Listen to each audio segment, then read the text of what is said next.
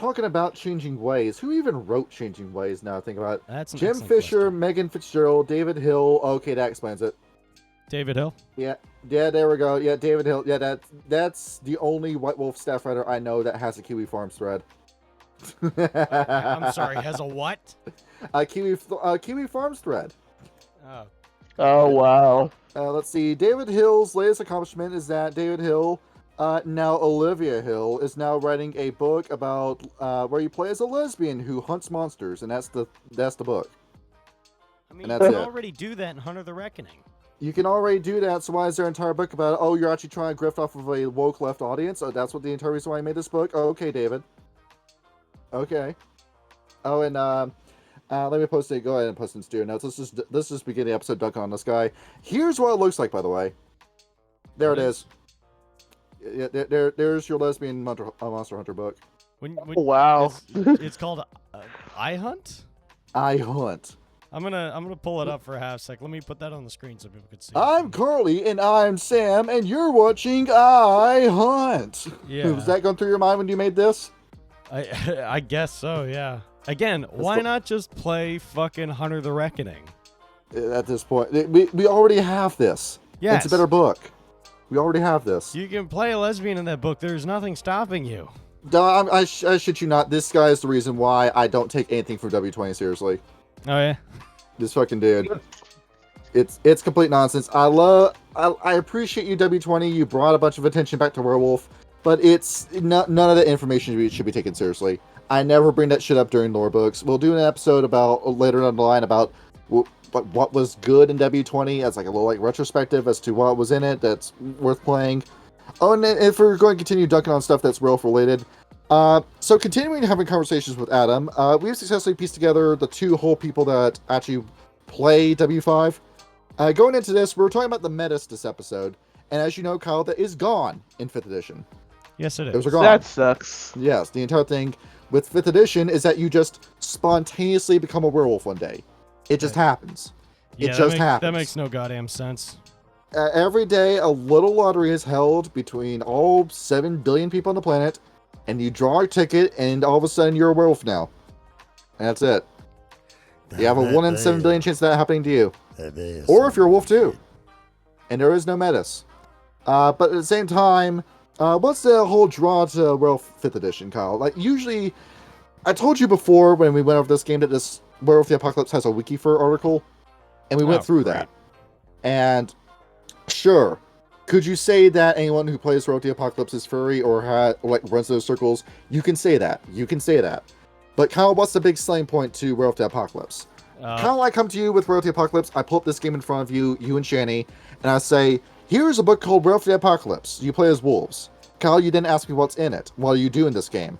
I say you fight the Demiurge.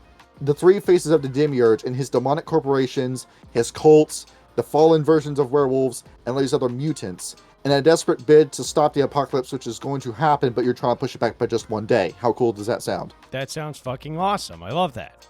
And then 5th edition comes out, and the whole same point is, oh, you're just a wolf that'll just one day just become a wolf, and then you just sit around, and you might fight a corporation, you might fight each other, and that's it.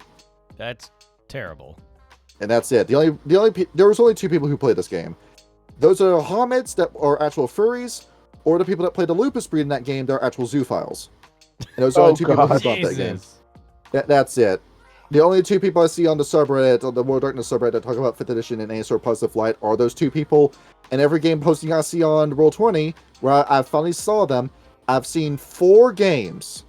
Ever since the release of this game, how long has it been? 2 years, 3 years? By this point, did it come out in 2023 or 24? I can't even remember. It doesn't. It's so irrelevant.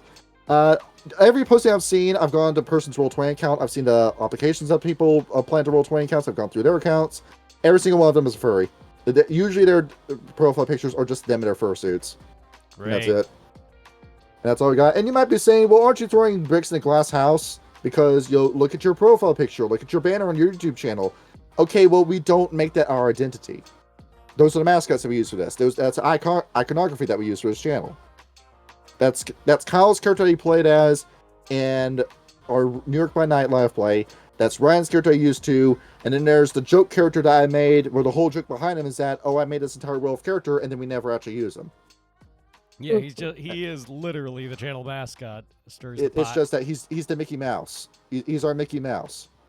Even though he looks cool, he's got 2 bandoliers and a shotgun. Which he built himself. Now, Kyle, you were looking through this book earlier, and you point out a picture of a crossform werewolf. Yes, and I thought it was the tightest shit on the planet, and I will pull it up now because I want to show you guys how cool it is. I don't mean it to be a contrarian, but I think it's just a little silly, and I was trying to think, well, why do I think it's silly? And it's the clothes and the gun that I think is just a little bit off about this. Is it really? Yeah, when we did Werewolf the Apocalypse, Kyle, with Rage Cross Appalachia, the clothes were gone every time we went to a crossform. Yeah, I know, but come on. You can't deny that looks fucking cool. It looks a little small on him. Like, you look like you went into your child's wardrobe and put those clothes on. Well, no, it looks like that he didn't undergo, like, the rite of the... Or, like... Dedication. The rite of dedication, so your clothes don't transform with you. Just tear the pants off. Just take them off. Take the pants off. You look so much better with them off. I know, but then how are you going to justify having a belt of grenades? And the other I won't lie. I can't lie. Krynos wearing clothes does look odd. And one more thing, he's on a shotgun, which is cool. That's, of course, vampire repellent. You shoot a vampire in the head with a shotgun. It's a one-hit kill in these games. But I feel like there's a cap with the werewolf too. If you're this size, get a bigger gun. Go ahead, get a chain gun. Get a missile launcher. Get the Grim Reaper on your shoulder. Go ahead and do that. What are you using a little man's gun for? Get some bigger. Because that's all you need for most things. Because you're bigger, you can carry twice as much ammunition. Do you remember Red Cross Amazon, and we had Go chain things first, with the 12-barrel Gatling gun? You had 2 different Gatlings on that gun. Yep. Oh, yeah, I do remember that. Wait, I thought that was a Black Spiral that had that. No, that was Go. That was a gun from Doom that he was holding. Yep. And you know what? It was awesome. It's absolutely fantastic. Well, you're over here baby sipping with a super shotgun. Get the BFG in your hands. I mean, why not just get a bigger shotgun? Well, you have to build it. I mean, that's what we did with Stirs the Pot. You see the gun that he has on his shoulder in the player's guide that we wrote? Yep. That's a custom gun that I worked with KK in order to make. It's a piece-by-piece shotgun that the character built himself in order to fit the crossform. Essentially, that's a cannon in anyone else's hands. It is. And now we're going to this. The book that we get this from is Gardens of the Caern, which is, of course, supposed to be a 2-part episode. There wasn't enough information to have the Metis be its own book. There wasn't enough information for the Cairns to be its own book. So they got meshed into one with this book. We squished them together. So even though this is episode Guardians of the Caern, for almost the entire episode, we're going to be talking about the Metis. The Metis is going to come first and foremost. Then I read the wrong parts of the book. Did you read the Cairn part section? I read mostly the Cairn part. Okay, well, I'll guide you through this, and we can blitz through the Cairns later. Tight. So going into this, we begin with this book. Just to let you know who wrote this, who's responsible for what you're about to hear. You can tell how late in the lifespan of Werewolf a book is based off of who wrote it and how it's written, for how it's formatted. Eileen E. Miles did most of the writing for these books. Most of the formatting for these books. And take a look at Gardens of the Caern. This was written by Dina McKinney, Forrest B. Marchinton, and Ethan Skimp. Where anytime I see Ethan Skimp's name on something, I know I'm in good hands. But this came out fairly late in Werewolf's lifespan. This game went on from 1992 to 2004. This was written in 2000. So this is deep in revised is when we're talking about this. So a lot of information that we get in this book conflicts heavily with what's in first edition, which I'll be cross-referencing throughout this because one hand isn't washing the other when it comes to some of the information in this book. And I get it. You were a company that listened to every single Joker that wrote into you, that wrote your fan mail at your conventions and through your post office, your P.O. box, and you took everything on the chin, and then some of the stuff you took personally. And it was a game that slowly started getting modified by fans as you started writing it, which is why we lost the plot with Vampire the Masquerade, where it was supposed to be the Camarilla 7, and then the other clans got involved and completely stole the story away from what was supposed to be the Brujah versus the Ventru. Instead, it became La Sombra Zamichi versus everyone else was the main plot of Vampire. Yes. And the same thing would happen with Werewolf the Apocalypse, where a lot of players start saying, "Oh, this is fashy," and then you start editing it bit for bit to where we can't really have evil Silverfangs anymore, which is Halloween kind of like them. Yep. We gotta have Jonas Albrecht and the Reformist, and all this other shit. You gotta say that, oh, we weren't gonna have the Shellords fall to the worm. They were always gonna be, conniving, backstabbing heroes? Question mark. Yep, we'll see.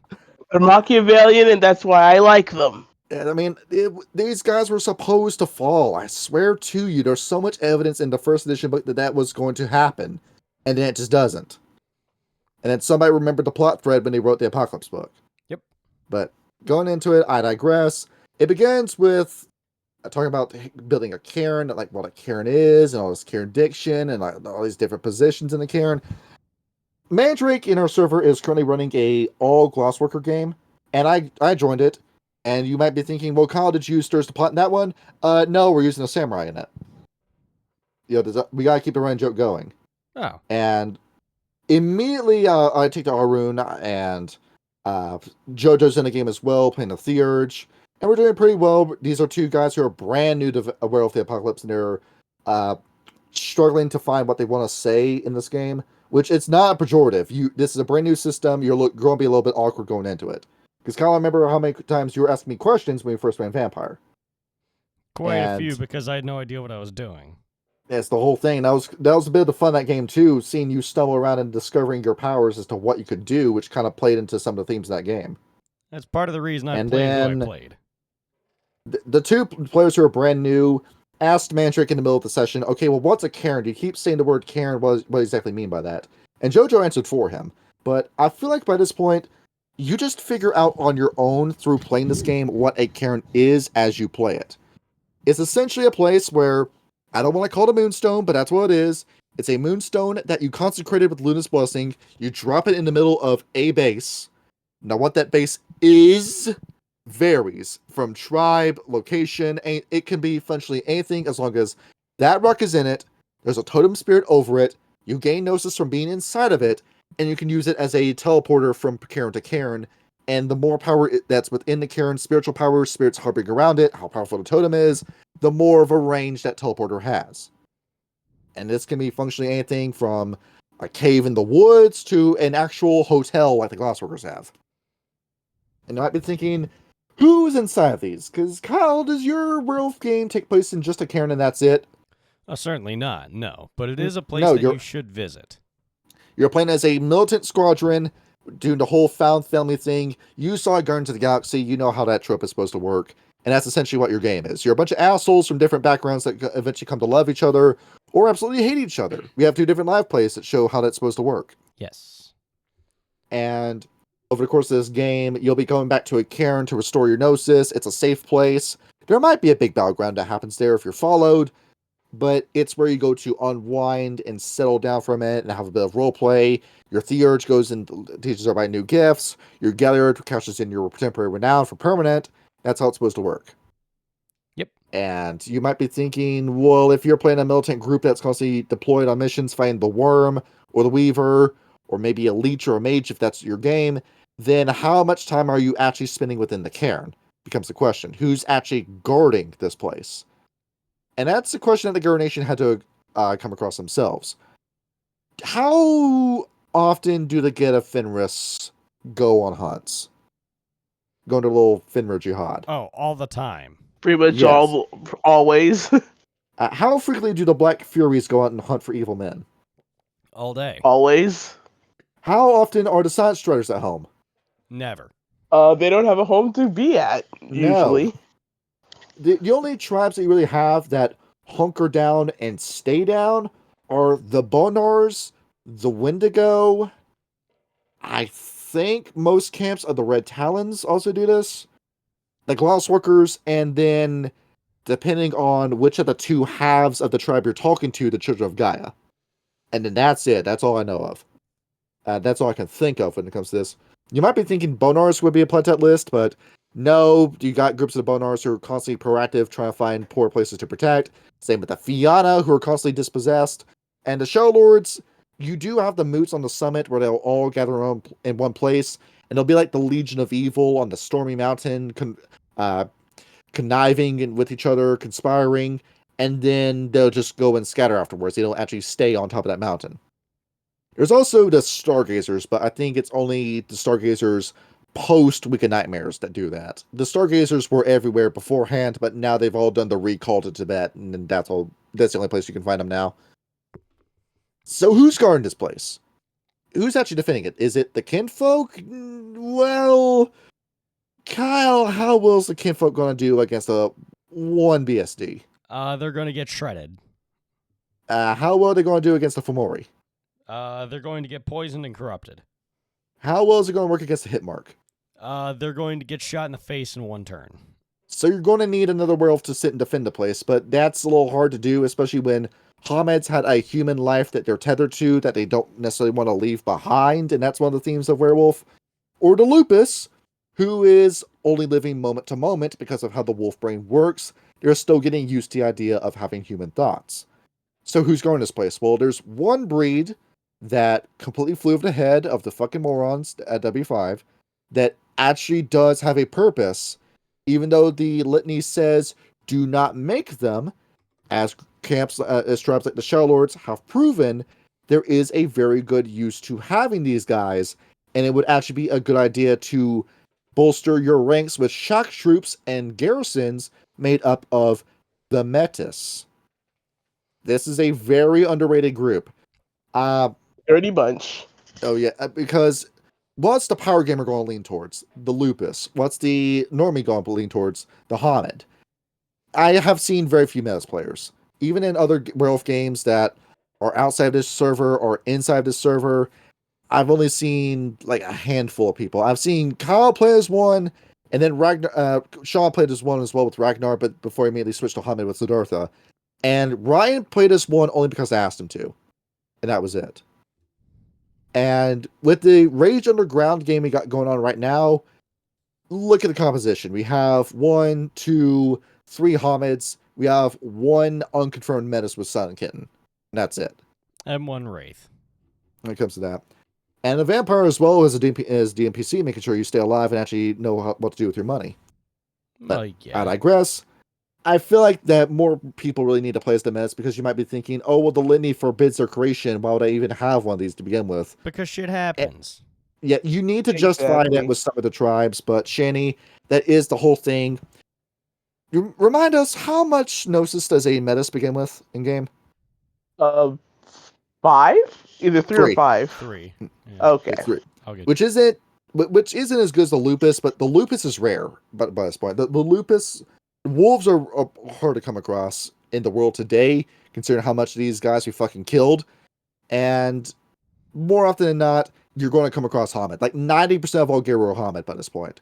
Including the Metis are only like within this hazy, how much of the 10% do you actually make up kind of category between them and the Lupus. And even with groups that rapidly mass produce the Metis, like the Black Spiral Dancers, the Metis number is still pretty low. By this point, there's very few Hameds and Lupus within the BSDs. There's so many fucking Metis within the BSDs, which is why, Kyle, the BSDs try to corrupt you and coerce you onto their side rather than just out and out kill you. If they're smart. Yes. If they're stupid, they just try to kill you. But I digress again. So the Metis is actually pretty important because you have a Shark Trooper that isn't as strong as the Lupus, but in some cases, depending on where you live and depending on what tribe you are, that's the best you're going to get. And on top of it, too, these guys grow up within the Garo Nation because let's go ahead and talk about the birthing process of the Metis. What form do you need to be in to birth one of these? Krynos. Or it will kill you. Krynos. Exactly. Because what form does the Metis come out in? Also Krynos. Krynos. Exactly that. Do you think a human womb can handle that? Certainly not. Absolutely not. Absolutely not. Instant death. I don't think the book really says it, but I would go ahead and rule it as this. Within the 3rd trimester of your pregnancy with a Metis, you have to be in Krynos form, Hispo or Glabro, in order to sustain that. Yep. Do you want to imagine how pleasant it feels for a Metis baby to kick your womb? It probably feels like It you're can't be actually being pleasant. clawed in the stomach. Exactly that. It's going to be constant pain. If he doesn't just out and out fucking rupture you doing that. And it's because with the Metis, technically the first change is happening while the birthing is happening. So you're giving birth to a baby that is clawing and biting you as you're pushing it out. Jesus. If you don't want to just go ahead and get cesarean with a silver knife. Which, I don't know why the Caern Nation doesn't do that more often. Like, just go ahead and get the C-section. That'd be better for you. I think that's against Gaia, probably. Fuck it. Like, we have these silver knives. Just go ahead and use them. Have a clave just to do a Progressive C-section. Chugs will be down for that. I mean, you get some cases, too, where you have, I don't know, a Nefandi mage that said, nobody born of a woman can kill me, and then Macduff gets around it because he says, oh, I was born through a C-section. And so he's able to kill Macbeth. Yep. Exactly that. That's how Macbeth ends. I do remember that. Yeah, just go ahead and do that. You never know when you're going across an Nefandi that has that ward on him.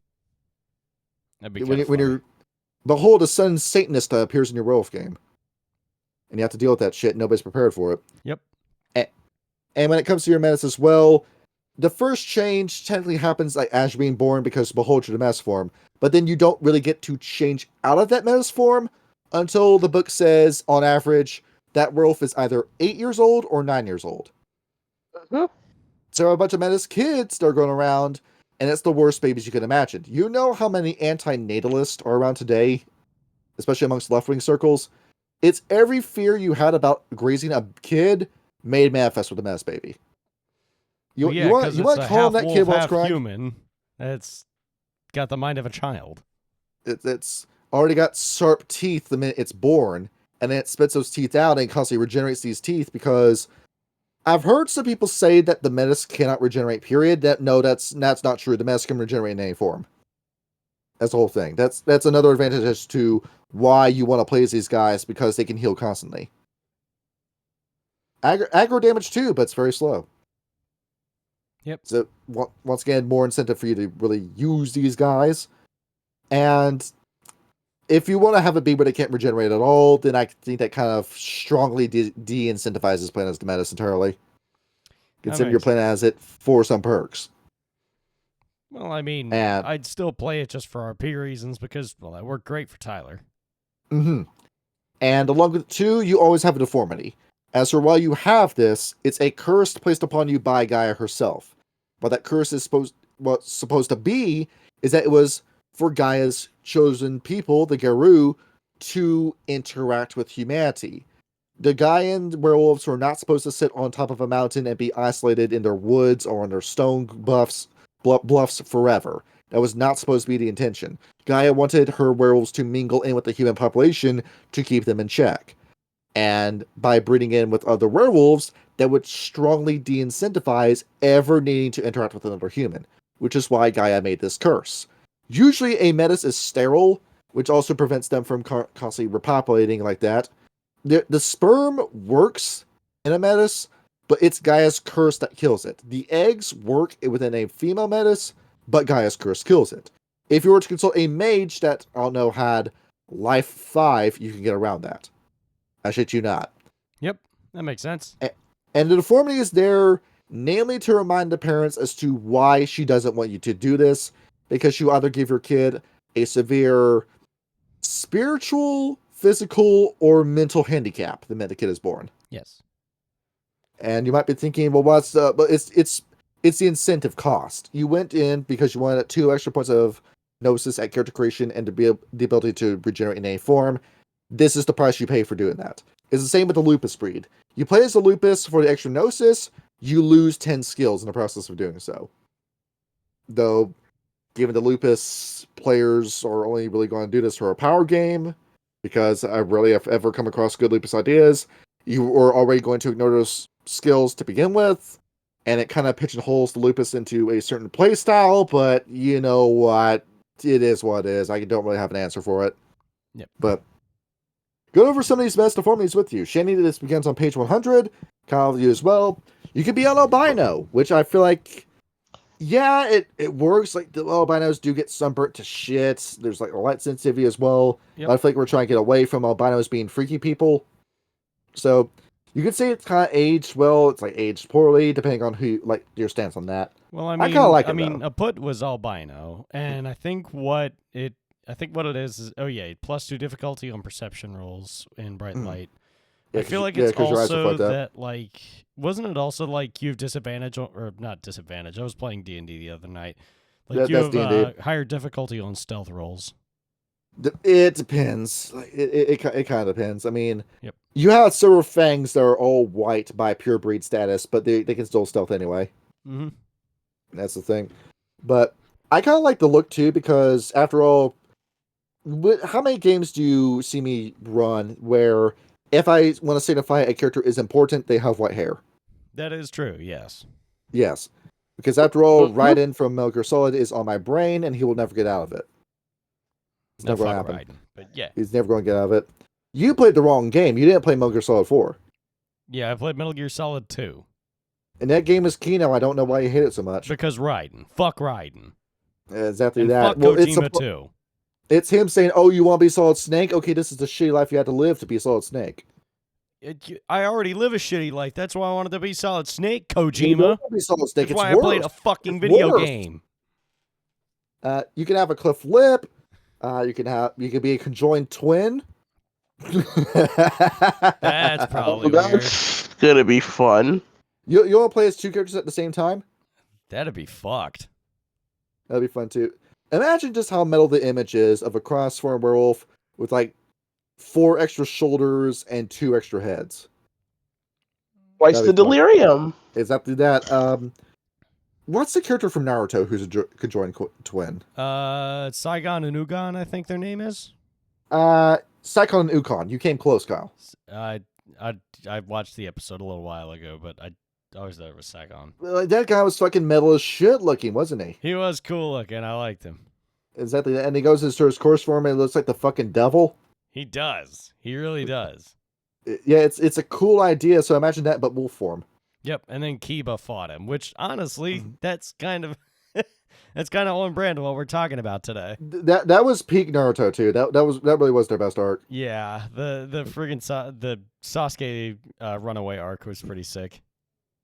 You can have Fits of Madness, which I was going to take with Riley, but Melissa talked me out of it because she told me I was going to be enforcing it just every damn scene. Where That's a lot. with Fits of Madness, you'll have an occasional bout of manic depression. You'll go into a manic episode or a depressed episode. You'll have extreme schizophrenia, or you'll have extreme paranoia. You must make a willpower roll difficulty 8 to prevent that from happening. Also, you need 3 successes on that roll. So you're suffering. This goes off whenever you're in a stressful situation, which is the entire fucking Werewolf Chronicle. Yep, basically. So, Kyle, you want to hang around Joseph Fusi all day? No. That's what happens. That's what happens when one of your players takes Fits of Madness. You're trying to have a nice scene where you're playing pool with them. All of a sudden, the Metis breaks the pool cue over his knee and then throws the stick at you. You can't take that guy anywhere with you. No. It's like Faust! it's like What? Bigby from Trainspotting. Exactly that. Foul scent where you just smell like shit. You know that's fun, right? Yep. Be around a guy that just smells like asshole all day. What else is there? Fragile claws or just out and out no claws, which I don't really see as that big of an issue because out and no just fucking punch. Yeah, Just it do works. that. Hairless, which is fun. That was what Chico Largo had in our New York game. He had hair in his Hamid form, but every other form didn't have hair. Which I thought was really funny. Yeah, that was a joke. Hard of hearing or deaf, which I've never seen anyone ever take. Even when it came to Merits and Flaws, I've never seen anyone make a deaf character.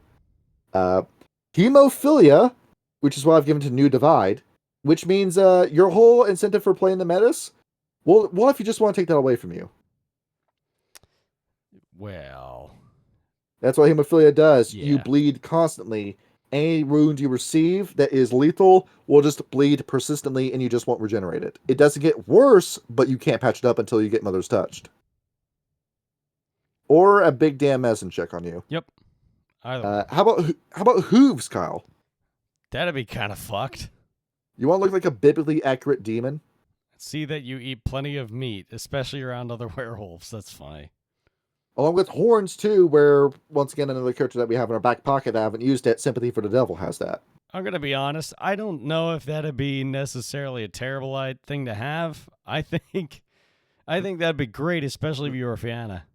Well, you certainly can't go into Hamid form with that and just walk around and play at society. That's true. That's the whole Unless you thing. had a Unless hoodie. you wear the... Unless you have the hat. Yep. You gotta have the hat.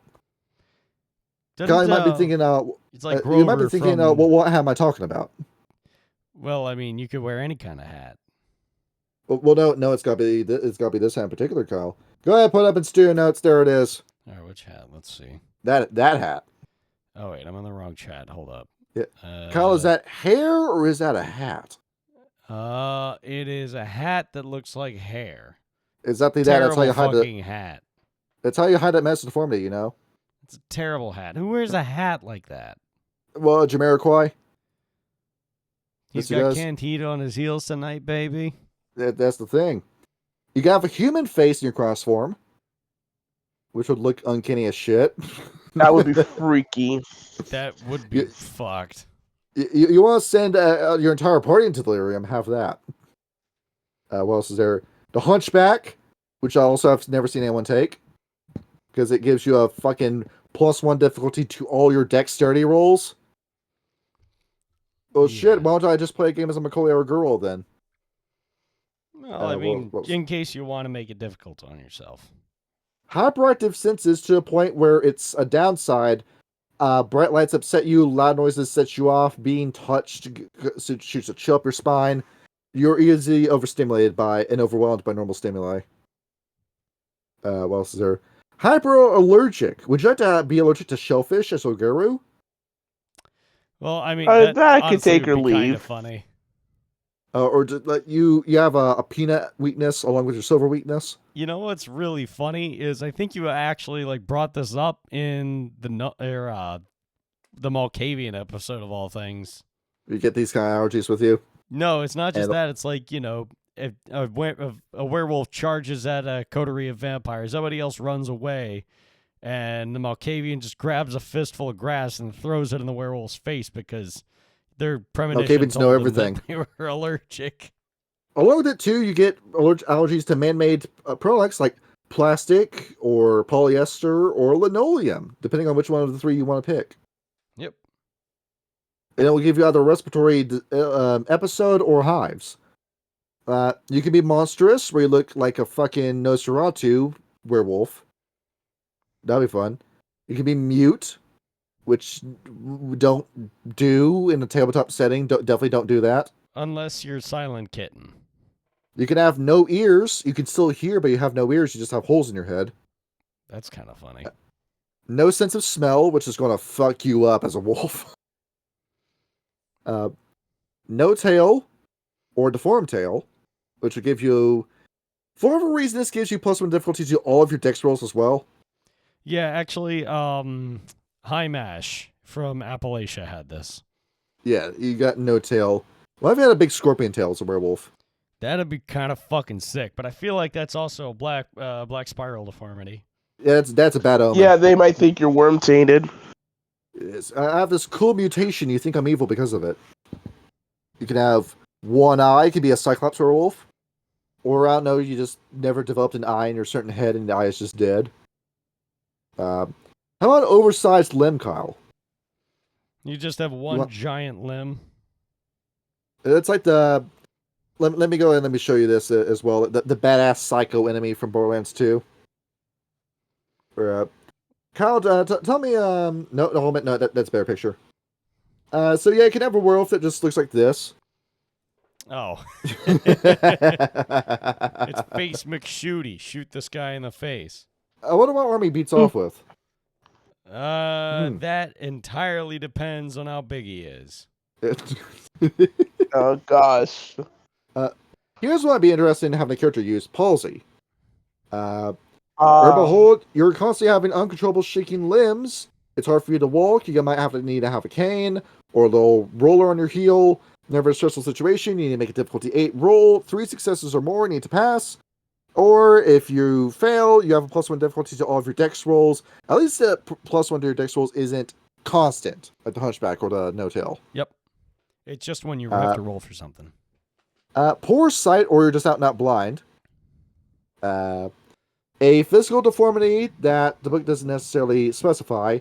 Like, I remember W20 could just calls this shrunken limb. We also have withered limb and lame limb in Heroes 2. but some sort of like other like catch-all. Like if we don't have it written here, just go ahead and just slap this on kind of deformity. Yeah, just chuck that shit in there. Restricted form, which one of your 5 forms is just banned. You just can't turn into it. Yep. It can be any form except your cross form. Rules is written. Looking at this. How about some seizures, which is what Tyler had? Yes. That shit was rough. The difficulty 8, 3 successes again. But Kyle, this fucked you up so much. It really did. I was in the middle of a fight with a bunch of vampires. I literally got my chest opened up by a fucking Samichi, and I got a seizure. Well, thankfully you were with Grim for the entire Chronicle. Grim was carrying you the whole game. He carried all of us because it was fucking grim. That's the whole thing. I tell you, every game Ryan plays, he cracks within 2 minutes. He's just really fucking good. He goated with the swouse. Where it's cemented Tyler's status as the penis monkey for the entire Chronicle. The what? The penis monkey. The fuck are you talking about? The character that everything bad happens to. Then why is that really? the term for that?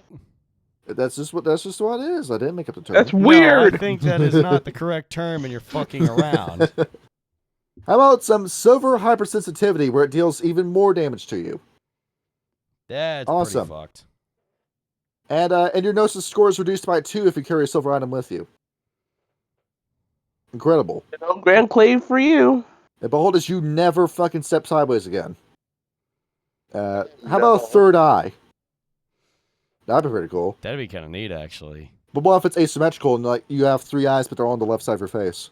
That'd actually be kind of fucked. I like that.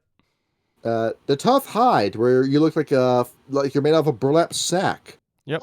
Well, I'm currently making a Glasswalker character with that deformity. He's like hairless and has a tough hide. You have an appearance score of 1, but you get +1 to your soak rolls. Yeah. For that incentive. This is what the Power Gamer picks. I'm not saying anything to you, Shanny. How about a wasting disease? Where your stamina rolls are 2 times more, +2 more difficult to use. That sucks. How about a weak immune system where diseases will fuck you up and you lose one of your health levels permanently? You've no bruised health level. You just start at hurt. That you're the sucks. AIDS werewolf, and that's all you are. You're HIV positive the whole game. How about weak musculature? What? Isn't there a canon character, Garu character that actually does have AIDS? I know there's a vampire character that does. And the vampire was Ruha, who intentionally gave himself AIDS for political reasons. That's what those political reasons were. Only he understands. That's a Ruha moment right there. That was in DC by Night too. Yeah, I remember that. I think it was a vampire character. You can also have weak musculature as the last one, where your strength score will never go beyond 5. Amazing.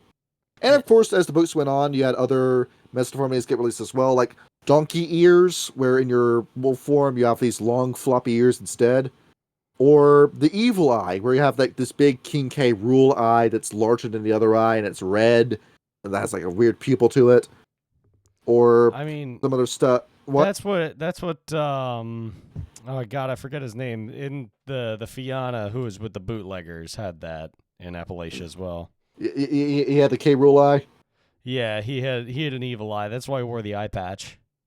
I remember W20 added in brutal teeth, where your teeth just fucking break every time you make a buy attack, and that's it. See, that you could just probably you could just spit the teeth at somebody after that. I mean, probably won't do any damage. It just spit them in somebody's eye if you get a critical success. Yep. You can become intersexed, which is what Sean picked. Your Hamid form is one sex, your Lupus form is another sex, and when you're in Metis form, you're both. Yeah. Which is why in our 3.5 guide we made Sexy Ranard. It's funny because I know Sean was not thrilled about that. I did that on purpose because like Sean, whenever 6 comes up in games, automatically becomes a prude. So I did that on purpose, knowing it would bother him. It's not his fault that he doesn't care about that in a game. I think there's no real downside to having it. You can hide this one, but it's kind of freaky, and of course it would be thought of as a BSD if you have this. How about Snick Tongue? Ooh, That'd be kind of neat. Ooh. I don't know what the advantage of that is. I think it gives you a difficulty to your dexterity as well if you had this, but 2 tails. I feel like that would also, be. That'd be fun to have. I mean, come on, I gotta make fun of the Metis for you. He's got 2 tails. So he's basically Tails from fucking... Yeah, he goes across where he spins up like a helicopter and he flies. Yep. He talked with the glassworkers and he managed to get his tailbone re-augmented. So he's Tails from Sonic. Yeah. Why would you ever hate a Metis that has that? I wouldn't. It's just kind of odd. And then your merits and flaws include compensatory senses. You get +2 lower difficulty. -2 difficulty to all of your perception rolls. A phantom mask, where your Metis deformity is concealable if you're in a specific form. Unnoticed, where nobody, like every human NPC, just fucking ignores your Metis deformity.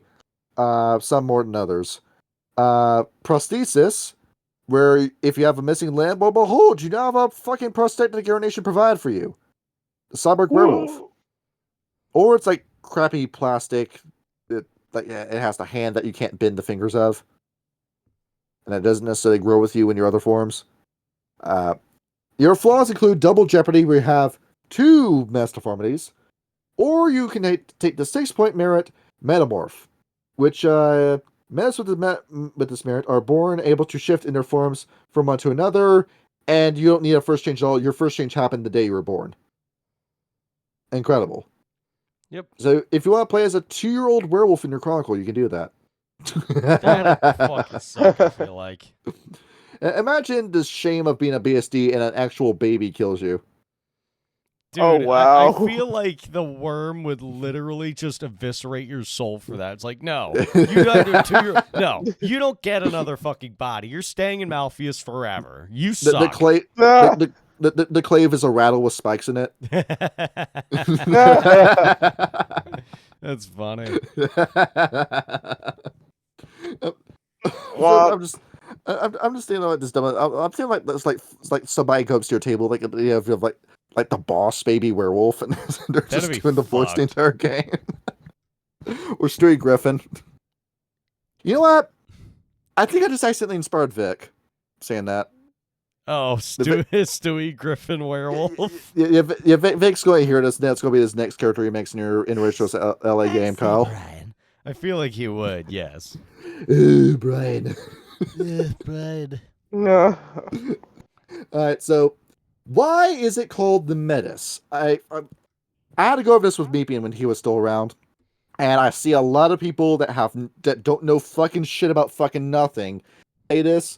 They want to say, oh, well, there's a tribe in Canada of Native Canadians that were called the Metis, and it's not the Metis form, it's the Metis form, and they're named after this group of natives, and it's cultural appropriation. Just shut the fuck up. You don't know fucking shit about nothing, you fucking loser.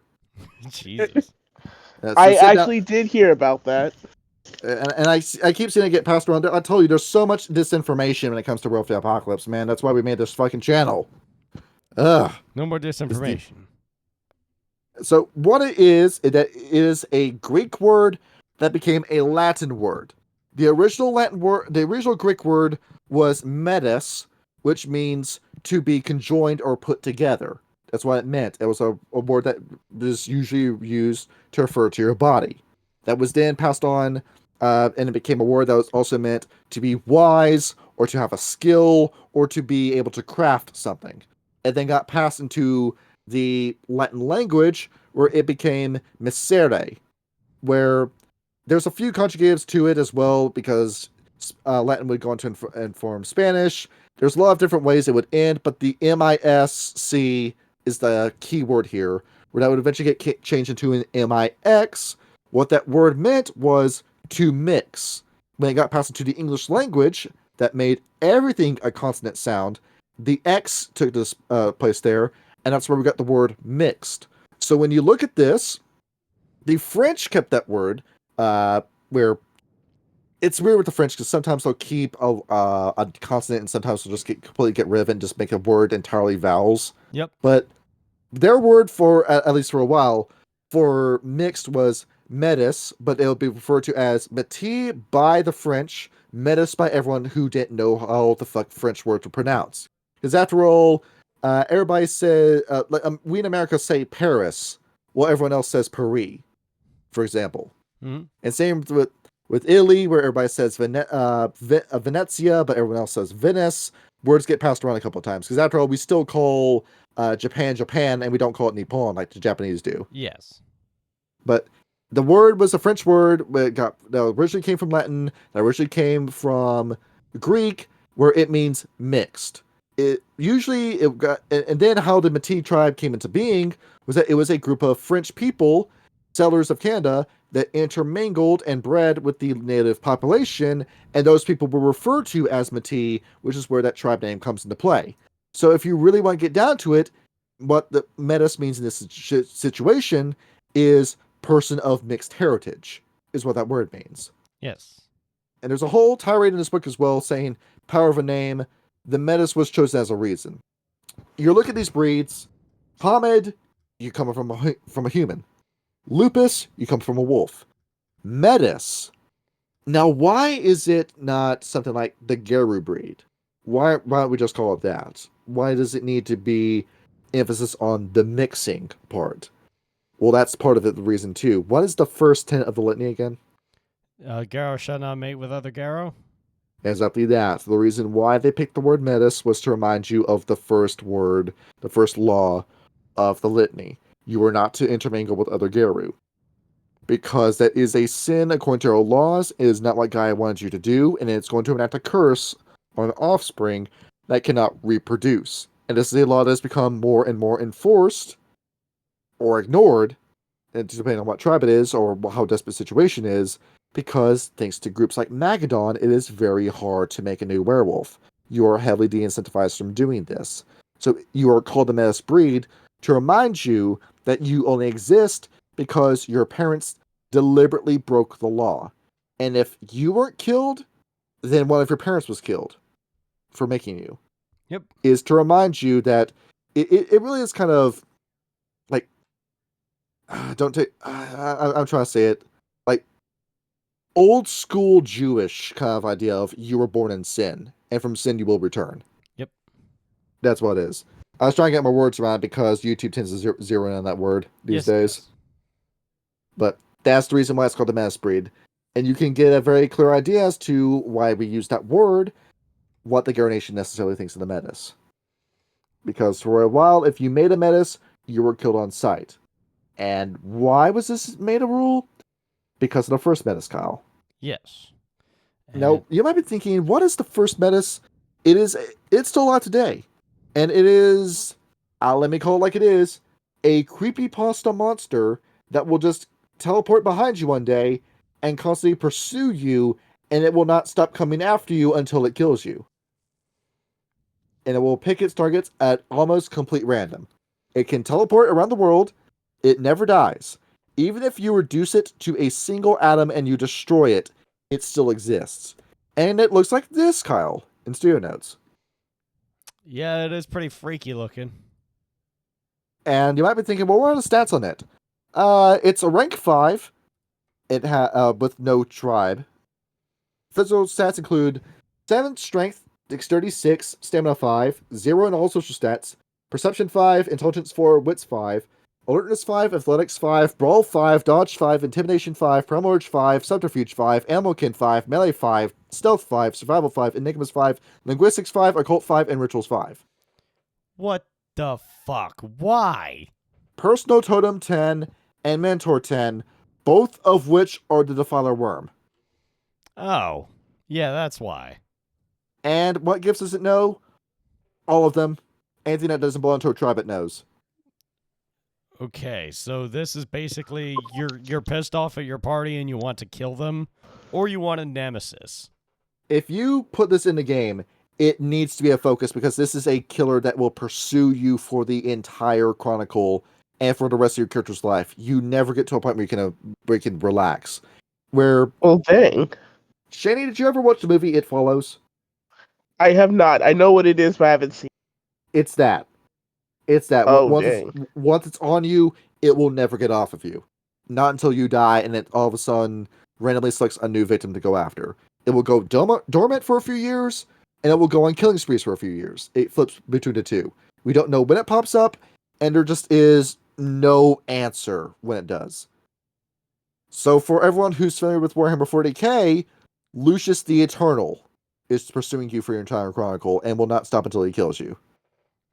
That's what you're dealing with. That is Nemesis. And or Mr. X if you prefer to. Yep. And then there's a whole rant in here as well where it's there's an entire section of this book where like the narrator is like glazing his own breed, where he does it because the narrator is a Metis, and the Metis have to constantly justify their own existence after all, because some of these tribes, as we'll talk about, have more polite views on the Metis than others. All right. For example, Shanny, how well do the Gloss react to a Metis? They treat them pretty well because they see them as like, hey, if you can do the job, then you can stick around. How well do Fianna react to a Metis?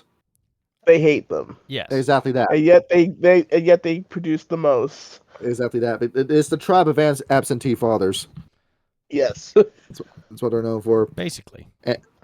Now, the book gets back on track, and it says, well, there's actually a whole origin story as to the children of Gaia, why they have so many Metis. We get a story time. You claps big baby feet together. Yes. We get to talk about Eye of the Ebon Moon. She was called that because she had heterochromia. One of her eyes was darker than the other, which is why she got that name. And this was right after the Imperium happened, like days before the War of Rage was about to happen. She decides that, hey, I don't believe the Shellord propaganda that Gruul are evil, so I'm going to go and make peace with them, and I'm going to go ahead and start an olive branch between us and the Gruul.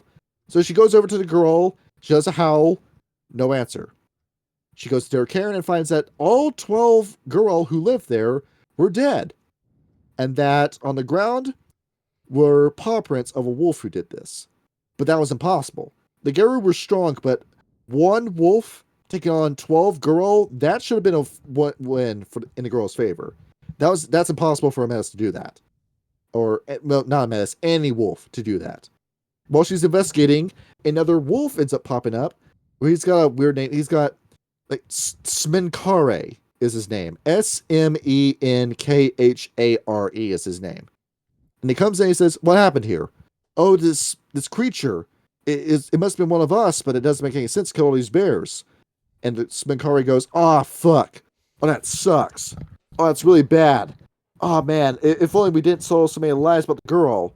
And he looks over at Ebony and says, you want to have sex? And she says, yes. That's it? Hey, we can die tomorrow. Let's bang.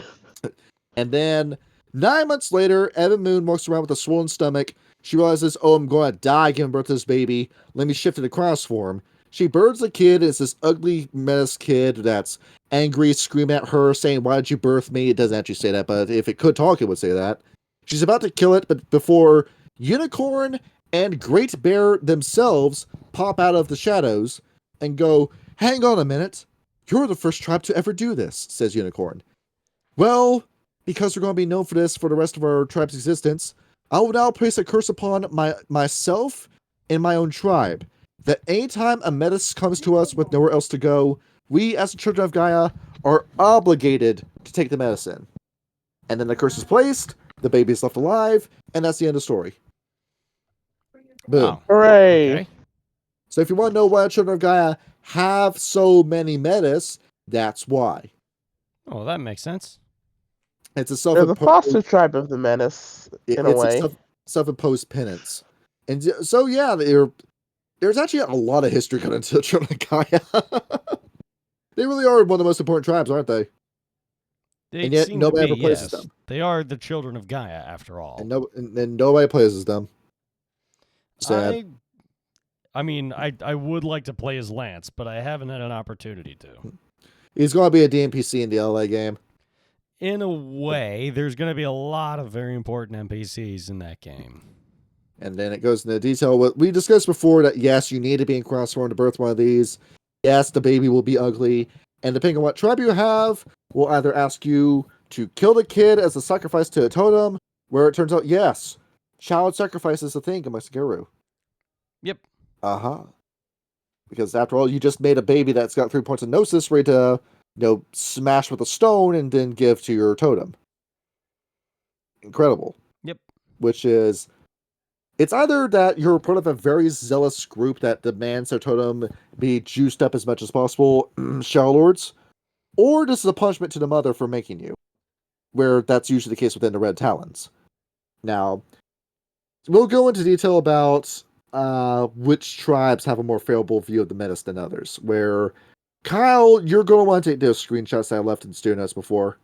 Because some of this... Yeah, what took screenshots earlier of today of, because I went through first edition, I made sure, does this information actually back up what's in this book? And so it's the read-along portion. No, is what is the consensus, correct? Yeah, check studio pages, because we're going to go through this. Yes. I will read what they say about the Metis in this book, and then Colin, Shanny, you go for what's in first edition. Okay. We have two schools of thought with the Black Furies. The Black Furies, Harks to Still Waters, a Ragabash says, "Alas, we hear the cries of guys mourning children. How many signs do we need that apocalypse is here? Every time we make a Metis baby, it's just a sign that the apocalypse is coming closer. It was a mistake to make you. I every time I look at your face, I'm ashamed of why I did. I put you in a garbage can, left you for the bonars to take care of." And that's the whole mentality. I'm just a prom night dumpster baby. And then we have another one who's an Arun, aka the more zealous traditional Black Furies will tell you this. The Black Furies have a tradition of taking a Metis and raising it. The father's not in the picture because, of course, that's the thing with the Black Furies is raising a kid with a single mom. They're obsessed with that idea. But after all, it's your obligation as a Black Fury to take care of the kids. Like the motherhood and the divine mother are aspects to the Black Furies that I feel like get glossed over a lot. What kind of mother are you if you just abandon your kid? Huh? Mm-hmm. Not very good mom, are you? No. Nope. So it's going to be your punishment. You're taking care of your mistake. Your kid that you knew you were not supposed to fucking make, and you slept with a male Garu, which is worse than sleeping with a Hamid man, and you're going to take care of this kid. No way out of it. If we find out you ditch the kid or the kid dies, well, guess what? You're going to die with him. That's the law. Yep. So and more groups like the Sisterhood don't really, or like the Moon's Daughters don't really subscribe to that mentality, but the Amazons and the Freebooters do. Well, they're like we said, the more hard line of the Black Furies, and given by the ones, I put good. What? I was going to say in that screenshot I took, I left Lupus and Hamid in there just so the viewer can like pause for a minute and like see the perspective difference with what you say. And you'll see that, and I'm going to put that on the screen real quick. So it's like, the wolf is the sacred forebearer. They're guardians of the wild, so the Lupus is very important to them. And of course the Hamids, they bear the guilt of the stain that they create in the world, but they have their advantage, and they have, they have an easier time fighting the worm with Hamid technology. The Metis, some of them pity them, some of them do not. Maybe they think that maybe the Metis will reflect an inner corruption that exists at the heart of all Garrow. Which you're not entirely wrong, because how many Metis get abused and misused by the Caern Nation and end up joining the BSDs? Oh, a lot of them. It's frequent. It's sad but true. Yep. It's your own fucking fault why they defected anyway. To an extent, yes. I'm also realizing in this book that every single passage in this has two different narrators giving their ideas on this. So I'll just say head says this, tail says that, and then we'll go into first edition. Yep. With the Bonars, so the more superstitious Bonars, like the Theurgists, will say, yeah, having a mess around is a sign that the end times are coming, but if mess are so wrong, well, why are they allowed to exist in the first place? Almost the Bonars, that's true, not so much with some of the other tribes, but he says, you know what, it just happens, and, maybe the Gaia's Metis are actually Gaia's voice given physical form. So there's actually nothing wrong with making a mess. Just go ahead and do it. And the Metis Phildoc says, all of us have blemishes within the Bonars. We're all just a big tribe made up of whores and hustlers. So what does it matter that we have a Metis within us? We got a little deformity. All right, well, fine. Joe over there doesn't have any of his teeth in because he lost all of them because he can't brush his teeth and he smokes cigarettes. So we're all just a little fucked up anyway. Just, if you want to have a Metis amongst our numbers, just go ahead and do it. We don't give a fuck. Yep. That's the Bonar mentality. Is that true in first edition too? In first edition. Go ahead. Yeah. For the most part, the Bonars are pretty favorable toward the Metis. They're pretty hardy. You gotta admire all that spit and vinegar, and they're very smart. If you teach them something, they'll retain it. And they see the Metis as their last and best hope at beating the worm. Is that because they make for effective shock troops and for a group of hustlers like the Bonars? I've seen a lot of people say that the Bonars are more socialist. Nah, they're ultra liberals. That's their mentality. It's a hustler mentality with the Bonars. Yeah. Did I say ultra liberals or did I say ultra libertarians? Ultra liberals is what you said. Ultra libertarians is what they are. Though you do have a lot of left wing members in the Bonars, but usually it's just what's in it for me. It's going to be on the mind of a Bonar when it comes to business. Right. So what does it matter? We'll just do whatever pragmatic approach we can. If we get Metis shock troops amongst our ranks, you know what? That's a stronger chance of me not dying in the next battle. So let's just go ahead and make them. Yeah. It's a little selfish, but true. Children of Gaia. With the Phildoxes, I can't begin to tell you how pathetic all the pathetic stories I've heard of Geru, parents of Metis, the ones who made a mistake, and then leave their steps in the face of awful consequences. Why do they do that? No child should have to suffer their parents' sins, and no parent should leave their child either. Just go ahead and stick around. And then Aaron says, yeah, I agree with everything you say. There's nothing wrong with there being a Metis. And so that's basically it with the Children of Gaia. Yeah, that's the Children of Gaia. And, it's pretty much, let's see.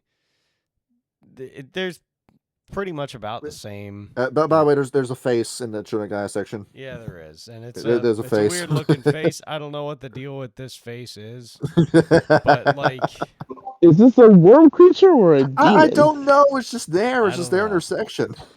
But, a lot of the Children of Gaia are the same in first edition. It's like, they were born with a unicorn. Some of them are born with a unicorn horn. So obviously this is unicorn telling us that this is good. And, maybe that this is, the start of something new. Maybe we need the Metis.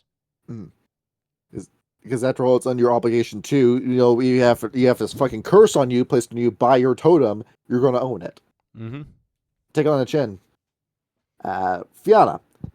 The first one says, oh, I met a Metis and that shame has followed me for my entire life. It ruined my life. I let my child live. I should have killed it. It was my mistake for making this. I'm never going to get over this. And then a Metis Arun says, my mother took a lot of heat when she first brought me. The others regularly roughed her up, and they pretend like I wasn't even there. She got scraps, and I was given the scraps of what she was given from the scraps. They treat their Metis very poorly. And why is that, Kyle? Well, it's because the Fianna are very superstitious. Yes. Why are they superstitious? Because we went over there in the 2 episodes we did on the Fianna, that they were almost wiped out by the Fomorians back in the day. Yes. And those who would go on to make House Baelor amongst the changelings. If you are physically deformed, you remind them of their horrible past with the Fomorians, and it's automatically going to set off bad juju vibes with them. Yep. And these are very similar in first edition as well. They say if a body is corrupt or twisted, the spirit is of the same. Mm-hmm. And, they believe that the Metis weaken, other tribes by taking in Metis. There's some... Go ahead. This is the tribe that will not pick up a coin if it's tails up. No. That kind of stuff. They won't go outside our houses on Friday the 13th. All this different superstitious shit. If you were to bring up 4 cakes, they would not eat cake at all because 4 is a bad number. Is that true? And that's whole shit with it.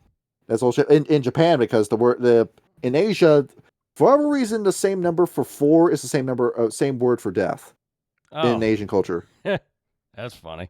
It's a superstition they made their own fucking selves. Wow, maybe if you didn't have a more phonic-based language, you wouldn't have this problem. The number 4. This post this post is made by Phonetic Language Gang.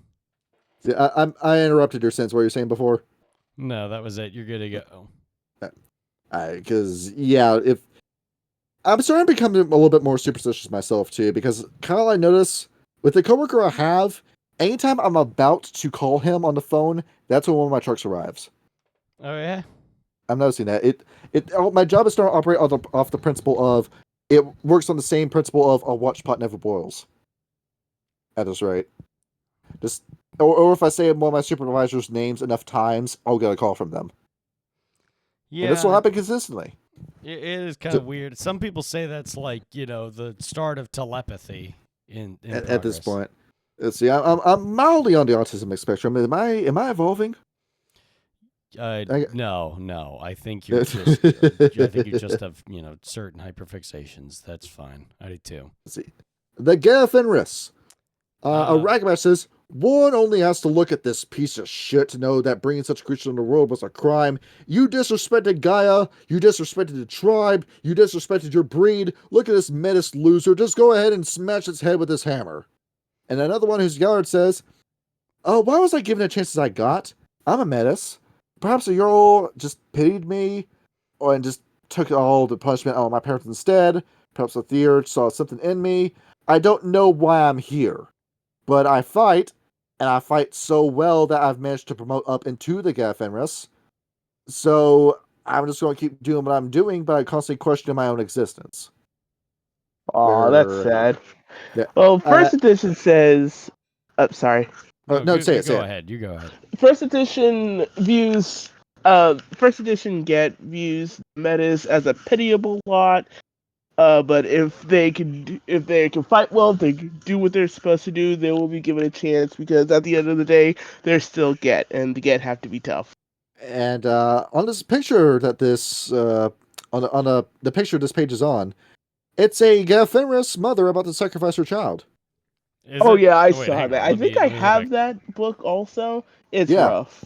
Yeah, there it is. Yeah, that's a little scuffed, isn't it? Well, look at the demon baby. He's grinning at you at his own sacrifice. Aww. Yes, mommy, go ahead, put the knife in me. Do it.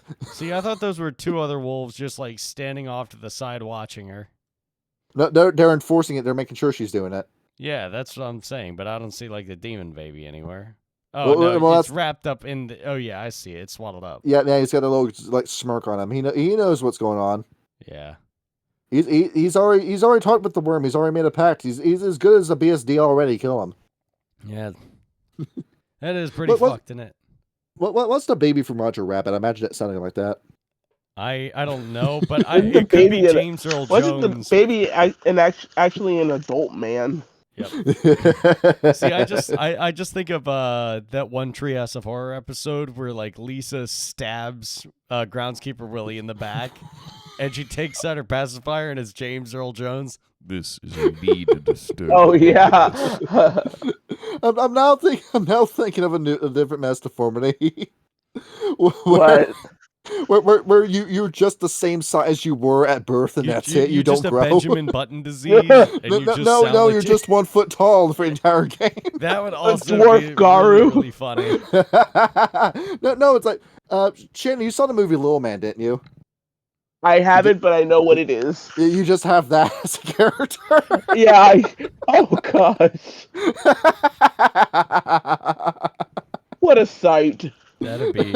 Can you imagine a Garu that size probably has an Napoleon complex? Through the werewolf. Oh gosh!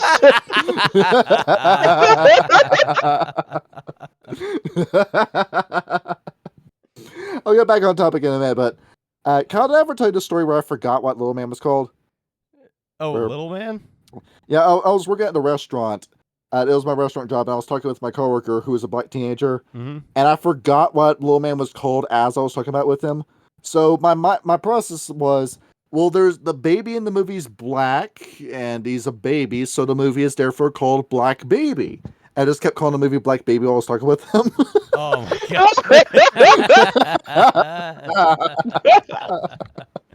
At what point did he finally correct you? Nice. You mean Lil Very Man? nice. When I said the third time, he said, "Johnny, you talking about Lil Man?" And you just stopped and had like the Windows dial-up sound.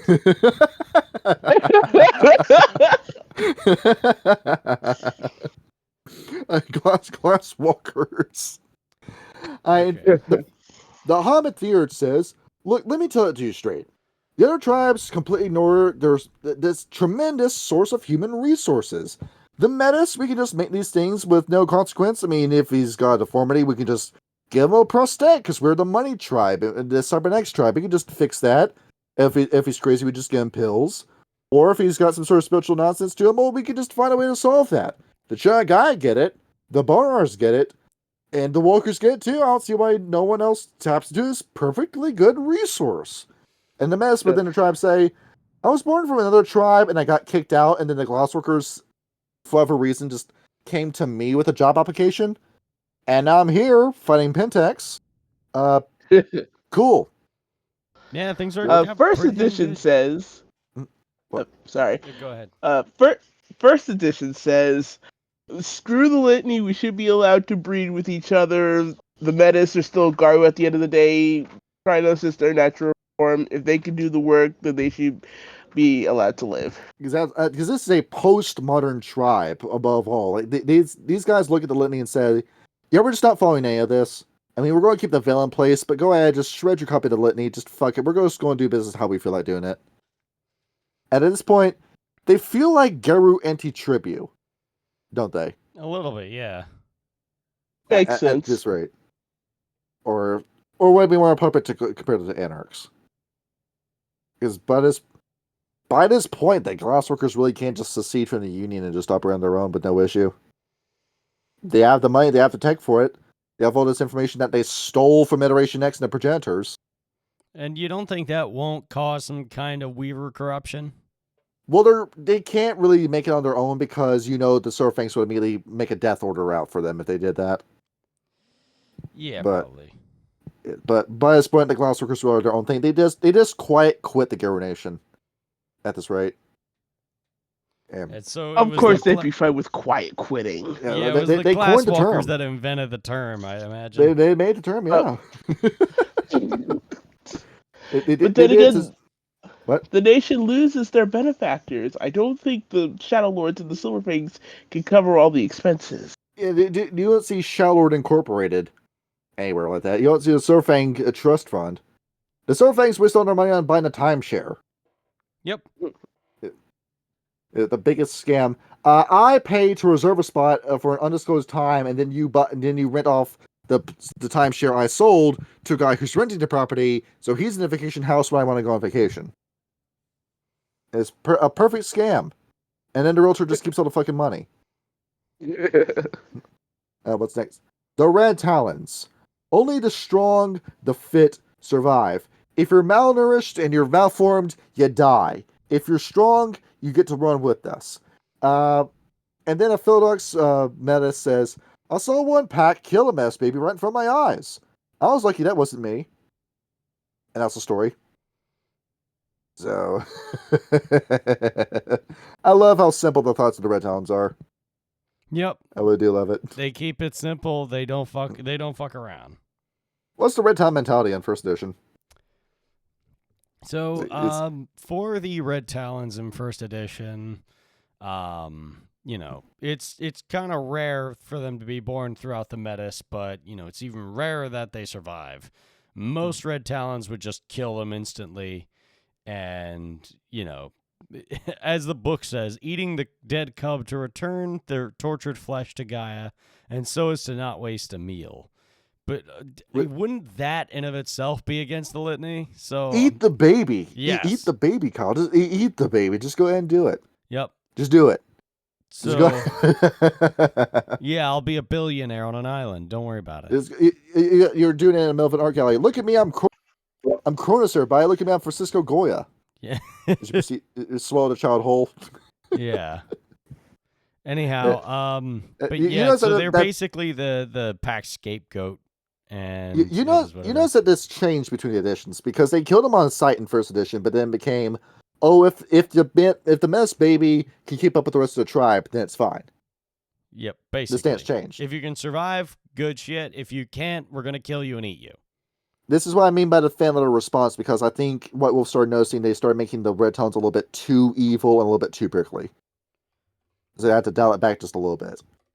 Because you had a couple players saying, well, I want to play as a Metis Red Talon, but because they killed him on site, I guess I just can't do it then. I'll just make my Metis character some other tribe. Well, I mean, And then nobody was playing as the Red Talons. Doesn't it make sense that, like, you know, because you're a wolf, because you're wolf brain, and if it's the mating season, you could, you know, hop on a lady that, you know, just happens to be another Garrow, and you don't I'll bring think that up about later. it? I'll talk about that later. Oh, just quick aside. I just looked up if wolves eat their young. They do, but only in extreme circumstances, like if they're starving, they're stressed, or the baby's already dead. There it is, delicious. Serve it up with some salt and pepper. Make a steak out of it. And barbecue sauce. But behold, look at me, I'm Jeffrey Epstein. Oh my goodness. I love the idea of Red Talons just deliberately doing like these gory displays and rituals just to mock human society. Because we went over, I think we went over before that the Red Talons actually do celebrate Christmas. Yeah. And they do it by disemboweling a human and decorating a tree with his organs. So they do the Metalocalypse school of Christmas decoration. Exactly that. Yeah. You mean to tell me that they cut a tree down and then hang up the corpse of the tree in the living room and decorate it and put presents under it? That's brutal. In Mexico, the Mexican Red Talons will hang a man from a noose and proceed to beat him with a stick until he breaks up like a piñata. I can see a fucking Red Talon just like, you know, wearing a serape and a fucking sombrero, and they've just got sticks in their mouth while a dude's sitting there disemboweled, hanging from a tree. You got a cross from Red Talon that thinks he knows mariachi, but he's playing a guitar like DJ Khaled did. Yep. I think it sounds the same. They're just ching. That video caused me physical pain, I'll have you know.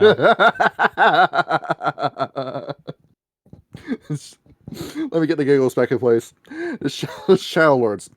Now keep in mind, before we talk about the Shadow Lords, there was a camp in first edition called the Lazarite Movement, where that was a group of Shadow Lords that was lobbying for the production of more Metis, and for the Metis to be given more rights, because the Shadow Lords saw the bigger picture and realized that they were perfect shark troopers and garrisons. Not because they cared for Metis rights, but because the Metis had something in it for them. You know, usual Shadow Lord behavior. Yeah, pretty standard. The Shadow Lords and this, a Hamid Theurge says, the Metis clearly have some problems. A mere glance at their bodies will tell you this. But that doesn't mean they're not worthless. You can still get something out of them. They make an excellent addition to any set. I would gladly take them as an addition to my pack anytime. Never ignore the teeth of a wolf, particularly if its bite can still serve you well. I feel like there's a lot of conflict of interest in that sentence. Well, yeah, but that's what the Shadow Lords do. And then the Metis within their own group say, I've got no cause for complaint. Never have I gone hungry. Never have I been denied shelter. Never have I been denied a welcome within my tribe. The Shadow Lords have no issue with me being a Metis, and they just overlooked this part of the litany, and they gave me a job as a Master of the Right. That says a lot, though. You get positions and promotions as a Metis within the Shadow Lords. Oh, yeah, absolutely. At least in this one. Did they say that in first edition, though? To an extent, yeah. I mean, like, they know that a lot of people reject them, and some folks have, you know, praised them in times of need as a way of gaining political support, but they think that's like some fucking rookie shit. The Metis have a lot of, you know, resentment for those other tribes that coddle them just about the same as the tribes that berate them. So, they want to take control of the discontent of all Metis in order to pull more of them over to their side and bolster their ranks. Now, you notice there's a conflict of interest in that. Is there? You notice that because with a lot of these Shadow Lords, they're going to say something to you to the effect of, well, you're a Metis, where else are you going to go? And where do the Shadow Lords usually operate? Kyle, East Europe. Yep. Are there any Children of Gaia in East Europe? No, because the Surfings killed them all. No, they but there blamed are them for the Western Revolution. However. There are less workers in East Europe because how many AI startup companies are in East Europe at this point? A couple of them, I think. A lot of them. I've seen so many advertisements on YouTube for I'm here with the East European accent here to advertise AI for you. I think that was more Indian than PewDiePie But actually made his thankfully, own I haven't fucking seen AI. those. And where I get those, and like PewDiePie has his own solution to them. So yeah, the Europeans love this shit. In America, this isn't so much an issue, but in the rest of the world, and especially Asia, where the Shadow Lords have a pretty strong foothold in Japan, where else are you going to go? And the Shadow Lords will put that in your mind, because remember, they don't like their other members leaving.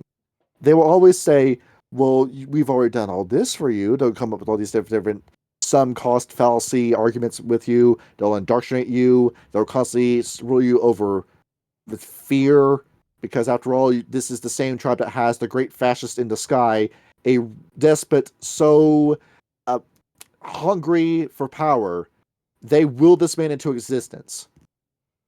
The tribe is so thirsty for a big man that they made their own big man through their own collective consciousness, is what I was trying to say. Nice. So yes, if somebody knows how to run an emotionally abusive relationship, it is the Shadow Lords, which is something that they teach to their kids how to do. Like the second edition book is pretty much how telling their cubs how to manipulate the other tribes. Behold, you can steal a cookie from the cookie jar, but here's how you blame the other kid for doing it. This is how you get away with doing this kind of stuff. They're the worst fucking parents ever.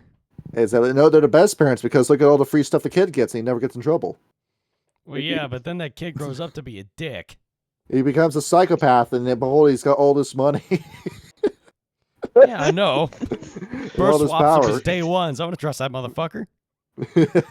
One grows up to be Makima. By this rate. Side Strutters. The Hamid Side Strutter says, clearly the litany says that we're not supposed to do this. Well, sometimes it just happens. At least with our own tribe, we seldom meet, so you don't really see Metis amongst us. I mean, it'll happen if we're just that desperate for sex and for a kid. The narrator says he's never met a Side Strutter Metis. He's just never come across one. And then the Metis that we do find is Ragabash, who says, some say the feather of Ma'at is heavy upon us Metis. That it tips the scale when weighed against our hearts. My mother told me plainly that she felt a movement in her heart the day she met my father. She knew that this was wrong and that she did it anyway. Am I going to have to answer for her sins when I die? It's kind of like the weakness with the Silent Shredders too, because how busy are the Silent Shredders? There is no day off for them. So how much time do they actually have to sit down and teach their kid what's what? Not a lot. No, not at all. There's a practice amongst Silent Shredders where they'll leave their kids in another cairn to get them trained up, and then come back, retrieve the kid, teach them about being a Guru postman is supposed to look like, and then you're off to your job. There's no day off after that. Yeah, I feel like we discussed this in like the How Do We Fix the Garo Nation video, but the thing is something like that, it's hard to do. The irony is that the Silent Shredders are one of the most knowledgeable werewolf tribes, but they never actually have time to talk to their own tribe. Yeah, because more shit is happening and they need to be there to deliver the news. If we just got another antediluvian to handle set for us, that'd be great. Well, we can figure it out. What did they say about the Destroyer say about the Menace in first edition? In first edition, they straight up say, look, we take it whenever we can get it, and we don't have the luxury of traveling with kinfolk. Sometimes we happen to fall in love, and yeah, that leads to a pretty boisterous Metis population. I'm not don't do it. It's not something we're proud of, but hey, it happens. I remember hearing, looking into wrestling, that a lot of wrestlers, men and women, will marry each other because your life constantly on the road doing shows and the physical toll you put on your body, the training, the PR, doing voice acting, doing movies, put so much stress on your time that you do not have time to go out and date, so your only option is another wrestler. That's what happens with the Silent Shredders too. Yep. Because after all, Cody Rhodes' wife was another wrestler. CM Punk's wife is another wrestler, AJ Lee. Jimmy Uso knocked up Jade Cargill, I think. No, not Jade Cargill. Naomi. That's who it was. Jade Cargill's still wrestling. Silverfangs. Hamid Ragabash says, it never happens. No, it just never happens. It never happens. That's a falsehood that mess are within our ranks. We have a very prestigious bloodline that we preserve, and we're trying to preserve, so we only ever breed with Hamids and Lupus. Why would you ask me such a preposterous question? Oh, which Hamids and which Lupus? And meanwhile, the Metis Galliard, whose name is Hides in Shadow, says, did you hear that? What's that noise? Them again.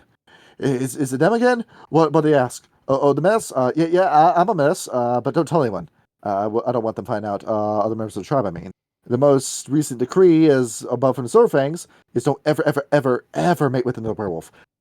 So we have to stay out of sight. Many of the young pups don't really believe we exist, but here we are. like bad pennies, we just pop out of the woodwork. Look out, there's one right behind you. Just kidding. Have I told you the tale of Ivan Two-Tongue? He was a mess too. Hey, where are you going? Stay and listen. Please don't go. Don't leave me alone. That's a direct quote from the book. That's kind of sad and terrifying. You notice that the screenshot I had to take for Silverfangs comes from 2nd edition. That's Jonas Albrecht and Lord Bielli giving their perspective of the Metis. 1st edition didn't bring this up at all. Well, yeah, because after all, why would they? Yeah, Silverfang 1st edition was very clear pro-Silverfang propaganda written from a sneering imperialist who just out and out denies the existence of Metis in his tribe entirely. He doesn't even bring it up. Yeah, like they don't mention the word Metis once in this screenshot we have here. And the screenshot we have over here, it's Jonas Albrecht being told something that's kept on the down low amongst the Silverfangs. Yep. And what? And even in that, he still doesn't bring it up. So with the Silverfang Metis, it really is just the 8 hidden Joe Biden children. They're out there, but they're hidden. When I do the thing, and when, well, and it, yeah. Once upon a time, when we were making the first draft for Rage Across New York, one of Sean's draft characters was just Silverfang Joe Biden. It was, and I was supposed to be his, like home care, or his handler, basically. That sounds hilarious. But Sean didn't want to play a joke character the entire time, which is why he made Reynard instead. And Reynard turned out to be a fucking awesome character. I'm just imagining, like, Tyler's life would have sucked because he would have to take shit from Graham all day and then have to look after a Silverfang. Well, yeah, but at the very least, that Silverfang would be like, okay, take your meds, Grandpa. And if I stay around him, it makes my seizures not suck. I came down here because they said there was going to be some ice cream at the mood. You better look for chocolate chip ice cream. Meanwhile, Tyler's got it like in the back of the car in a cooler, and he just didn't because he had to find a way to convince him. You can also think about just how socially awkward these guys are going to be too to Silverfang Metis, because these are guys that have to lie about what tribe they are and hide. Like if these guys can't even approach Falcon for fucking gifts. Because Falcon, you know this man will snitch if he finds out there's a Metis. Yeah, definitely. You know that will happen. You have to go to someone like Eagle for gifts, where Eagle was never on Falcon's side from the get-go. He double dips with other tribes, or you need to go to someone like Suzaku from the Stargazers, for example, in order to get this kind of information. So your gifts are going to be a little expensive, methinks. Yeah. So if you really want to play hard mode, you got to play a Silverfang Metis. It's the same as playing as a Salubri. Yes. There's going to be a lot of issues once people find out what you are. And then everybody tries to kill you. The Stargazers. Chun Gotin, the Hamid Felduck, says, physical love is a poor substitute for the passion of the heart. There is nothing wrong with two girls sharing one mind, one soul. However, as you can see, Gaia is pissed when you do this. This is the true meaning of our first law of the litany, to balance the inner and outer self, high and low. So coming to your lust is where failure lies. Yet we are fallible beings, that much is clear, so do not be cruel to the Metis when they're born. It's the parents' fault they exist, not their own. And then a Metis within a tribe says, Though thought doesn't always equate with deed, especially when talking about the creation of a metis. Who knows what reflections pass through the minds of a werewolf who mate? I can't judge my parents. They just got horny one day, fucked and made me. Only by clearing this taint can I move on with my own life. A double burden being a mess, but I won't question how I came here. I'm just going to question what will I be able to do next for either the Girl Nation or for the Emerald Court. That's the whole thing. The answer is It don't think happens. about it. This is a tribe that will whip the fucking shit out of their parents for making a metis, but a metis suffers no punishment. Yeah, it's not their fault. Does that stand true in first edition? Basic to an extent, yeah. It was like, they have a lot of compassion for them. They've admitted a few of them into the tribe, and they're careful not to breed them, even if the most gifted stargazer has trouble controlling his rage. But, they believe that, things are bound to things are born to such a state because, they couldn't control themselves in their previous lives, and so they suffer for it. This is Ethan Skimp predicting the future with this game, too, because, Kyle, what's the current state of Asia right now? Underpopulated? Yeah, you know what's going to happen next. We're going to have sex. I don't want to have sex. I don't want to. Get March right now. It also... it also doesn't help the fact that I watched a really kind of disturbing video about like the Korean education system and Korean culture. And it is just really fucking sad about how rough young folks in Korea got it nowadays. You got people in China thinking you get pregnant through butt fucking.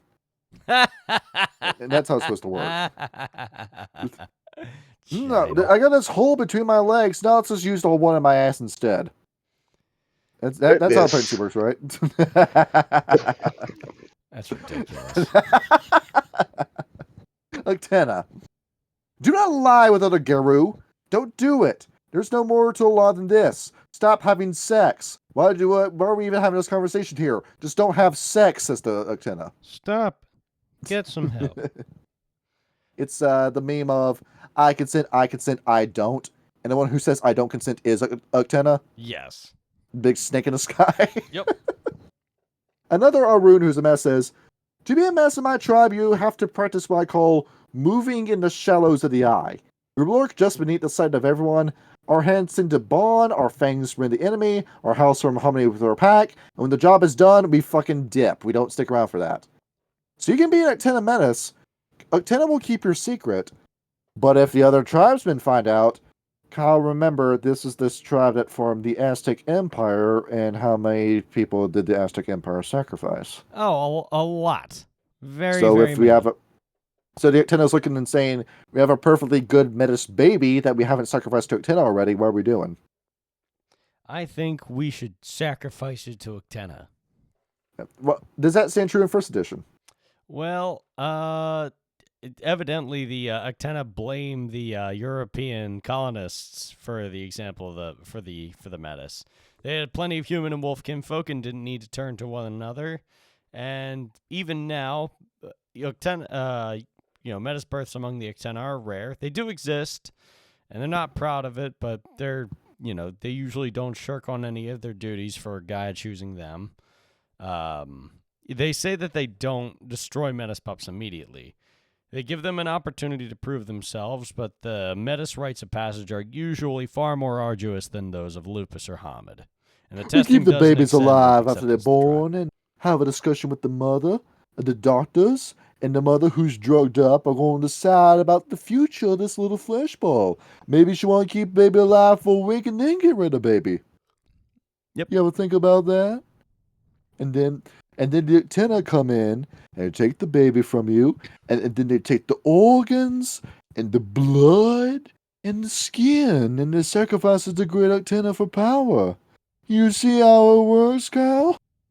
What the hell are you talking about? It's a southern loving voice.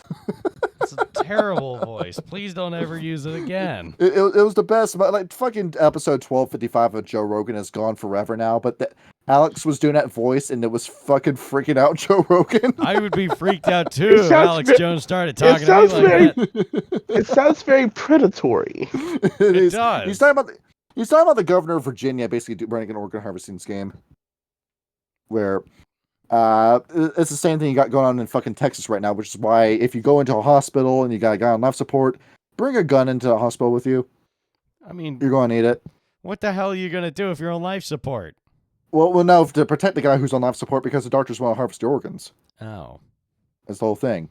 That's the reason why I got rid of my organ donor card. I don't think I ever had an organ donor card.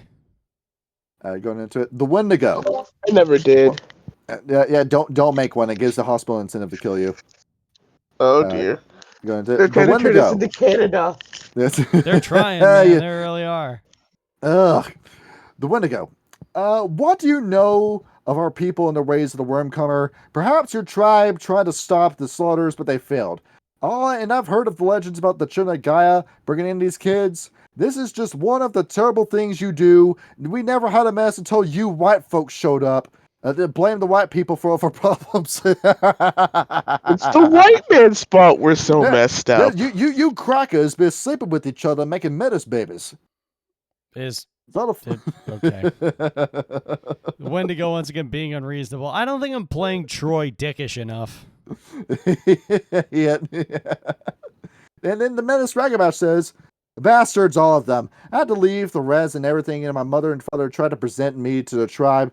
I went to the first change, and they didn't give me a rite of passage. They just told me to fuck off, and now I'd have to live as a fugitive out in the middle of the wilderness.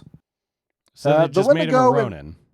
Yeah, the Wendigo, as far as they're concerned, do not want Metis kids because they will immediately sacrifice them to basically the god of icy human sacrifice, Wendigo. Then how is a put alive? How's a put? Is he Metis? He is. Albinism is his best deformity. I thought it was Hamid. No. Well, you got the fuck out of there now in America. Notice how when it comes to breeds too, that section on breeds and from first edition, the Metis once again is not brought up. Period. No, they're not. I was looking. I'm like, what am I supposed to take from this? The thing is, exactly. I thought Johnny gave us the wrong page. It just doesn't happen. Yep. It just doesn't happen with the Wendigo. Okay, so same like the Silver Fangs. Because when it does happen, the baby's then left in the snow, and then Wendigo will just summon himself and eat the kid. Delicious. Nice. Sounds like some good fucking food. Nice. And that's also, we never showed the scene in Rage Coast Appalachia, but Insta Road aborted her Metis kid specifically because she knew that was going to be her fate if she had it. Well, whose fault is that? Ends the road. Well, you're victim blaming Kier. Tube Steak is the one that got her pregnant. Oh, that one. I thought you were talking about with Ham. I'm assuming this was all consensual. The first one she had no Tube Steak. No, that was an essay. With Ham, okay. With Ham it was. With Tube Steak, sorry. No. Yeah, which is, in case you're wondering why Insta Road was as fucked up as she was, that was part of the reason why. Yes, there are many reasons. That was one of them. And then we get into other changing breeds talking about Metis. You notice that we kind of like glossed over other Metis being formed of some of these other changing breeds too? Well, that's because some of these guys can't really make a Metis at all. Yeah. Because the Alanasi can't. Yep. The Gural can't either.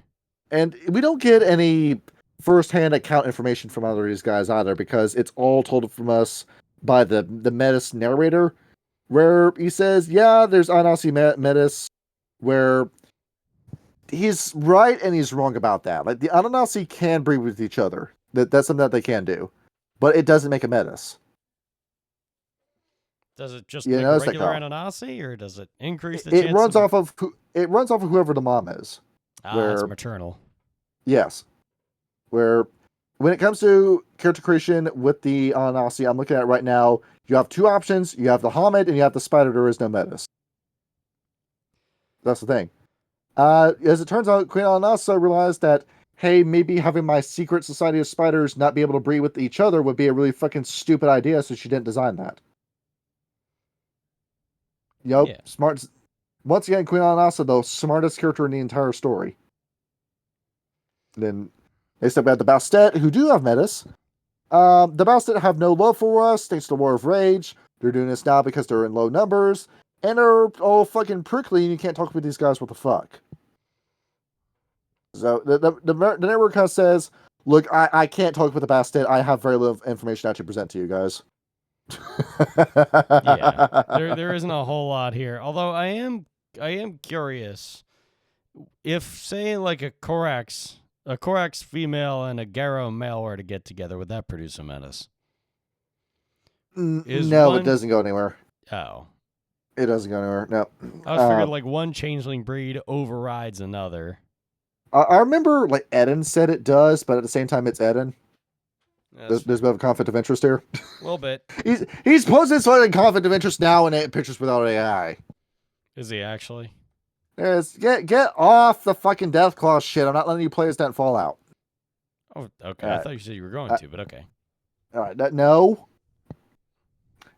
It's the same with fucking Metro asking Melissa for the Solid Snake Sunstrider. It's not happening. I mean, to be fair, that would be a fun idea, but like you'd have to really balance that. Oh, it was not balanced. No, it was not balanced. Anyway. It was not balanced. The Corax, impossible. You can't have a Metis Corax because of how the right works. You laid the egg, and then you need to paint the sigil on the egg. Yep. And that's it. And there you go. He says he's never seen a Metis. Yeah, because you can't do a Metis. That's the thing. And then he says the same thing with a girl. There is no Metis. Well, that's because the bear fucking dies when it's born if it's a Metis. Yep. So once again, nothing really to talk about. The Macaulay. The Macaulay hate him and refuse to give him a comment. But he says that for the Sunstriders, he's managed to get some information from them. He says that Metis don't exist, but their ghosts do. The minute that as we said before in the Macaulay episode, if they do have a Macaulay Metis, it is like stillborn and becomes a ghost. And then you have a ghost dinosaur in the Shadowlands that the forces of Stitch you have to deal with. That sounds like it sucks to deal with. Given how few combat options you have in Wraith, that's going to be a TPK. Yeah, it would. It's like you're just wandering through Stygia and then all of a sudden there's a fucking dinosaur. With the Noisha, there is no such thing as a Noisha Metis. Though I'm also going to credit check this book, make sure that actually is right that there is no Noisha Metis. So you go and type this in, Noisha. Do you have a Metis? As I flip through your book. I don't believe they do. No, they can't make a Metis. This whole thing. Yep. It's I don't think it's because the Noisha never tried. Probably. I think they, two Noisha got together and were like, you know what we should do is we should try to have a kid. and then they didn't do anything. It's like, why are we here again? I don't know. Usually the trick is to poke a hole in the condom, but I had a condom on the entire time. I stuck it on while you weren't looking.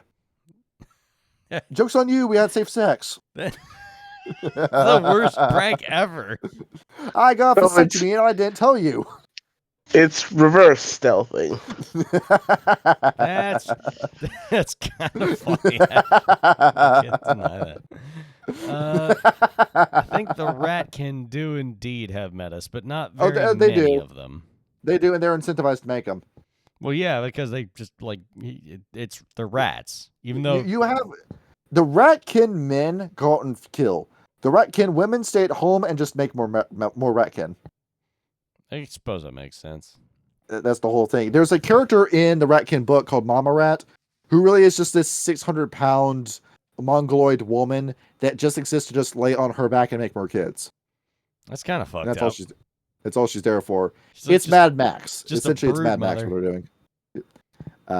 Next up is the Rokea, where there are rare sharks, and that's all the narrator knows. There is no Rokea Metis because the Rokea don't find each other sexy. The Rokea are turned off by each other. But they're sharks. Have you seen a Rokea helmet form that look like Pitbull? That's what they look like. It's Mr. Worldwide, Mr. 305. Mr. Worldwide, I swear through all the oceans, I'm worldwide. The Mexicans love his music, and all my Mexican supermarkets for my job, they play those songs on a fucking loop. I don't mind his entire discography is on the playlist. I don't get it. I don't fucking get what you see in this man. I don't know. I like Mr. Worldwide's a fine song, and I Know You Want Me is a good song. Hotel Room's a good song. It's douchebag music. That's the genre. I like douchebag music. And why do you think I listen to Limp Bizkit all the time? Yeah, be a douchebag. Well, that's That's douchebag music from another time. It's fine. And then there's a whole section in this book too about tying in Rage Across the Heavens. Do you have the perfect metas in your game? Well, cool, so do I. And then it doesn't actually explain how to incorporate the perfect metas, but if you're running Rage Across the Heavens, that's the time to fucking use them. Okay. They bring that up. Yeah. All right, well, that's the end of the meta section. Now let's talk about werewolf sex. Wait, what? We're talking about sex this episode. We're going to talk about sex. So we're not Let's talking talk about about caerns, sex, then. baby. Let's Let's talk about you and me. There it is. There's the song. There's the song. We're going to go ahead and talk about... hot in here, so We'll take bring off up- all your clothes. We'll bring up Cairns at the ass in the episode, but Kyle, did you know that the same part of your brain that makes you angry is the same part of your brain that makes you horny? The medulla oblongata? Yes. Holy As shit, it was I turns out- actually right? Yes. Yeah! Because as it turns out, venting does not actually absolve you of your anger. It does. Talking about your problems, doesn't really do anything for you. Talking about your issues does not solve the problem. What you want to do instead with your anger is just to have an orgasm. That's what you want to do instead. Or you want to watch something that's very unsexy that's going to do the reverse of giving you a boner. It's going to be a turnoff. And that'll make you feel better. Oh. As it turns out, Freud was Watching right. Hassan clips. As it turns out, Freud was right, Shanny. Everything about human psychology just really does boil down to sex. Well, sex and death.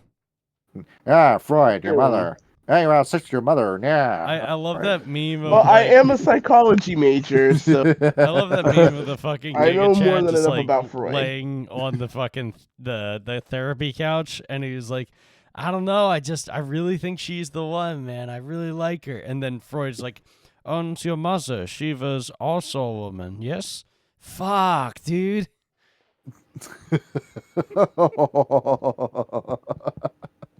It's so Shay, you know where this is going. Where, a lot of shit involving like sex and anger. The reason I bring this up is the Geru are known for being very unreasonable people because of their rage. Yes. That, supernaturally speaking, you are constantly emitting fury on a supernatural level that gives you supernatural powers. Now, if we want to use the Technocratic Union as a source here, they've managed to condense and consolidate most of the world into order and reason, so we have science provided to us by our good friends the Technocrats to explain how this happens. If you want to go into a scientific explanation of how the Geru form all this rage, it is that Gaia is actively producing more and more and more of this chemical in their brain. It comes from their pact with Luna, from the pact they made with them, and Arun is going to produce this more than a Ragabash will. This part of your brain is always active, because as you describe it to Arun, you never really feel chill with an Arun. You always feel like you're about to go into a fight that will always be a fight as the Arun. It's very hard to parlay with the Aruns for that reason. Because if you say the wrong thing to an Arun, they will beat the fucking shit out of you at a moment's notice. And because this brain is constantly producing anger, it's also the same chemical that goes into your sex drive.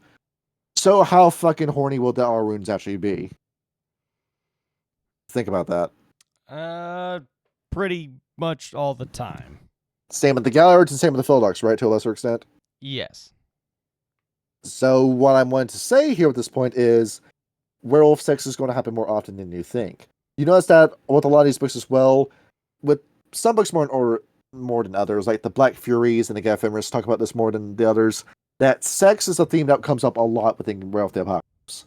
It's mentioned a lot throughout these books. Same with Vampire the Masquerade, because the vampire, as a creature, is very sexual by its nature. After all, it feeds by kissing you in a very intimate spot. So the werewolf, with all this different anger in it, is going to have a bunch of pent-up sexual frustration that's going to have to find to vent somewhere, somehow. Which is why, part of it with Insta Road, when I played her, why she was so horny all the fucking time. But it was also there for, like, the psychosexual purposes of her being a victim. That was kind of, like, sad while she was also this horny as well.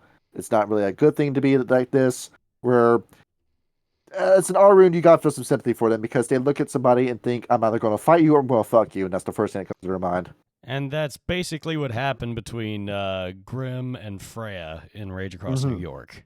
Exactly that. Because we went right to sex. Ryan didn't push back on that. Well, immediately. which was funny because that just happened because Tyler went with Bacchus and Elmira. That was the only reason he did that. I put a thought in Ryan's head saying, "You're not much of an alpha if you're not having sex, aren't you?"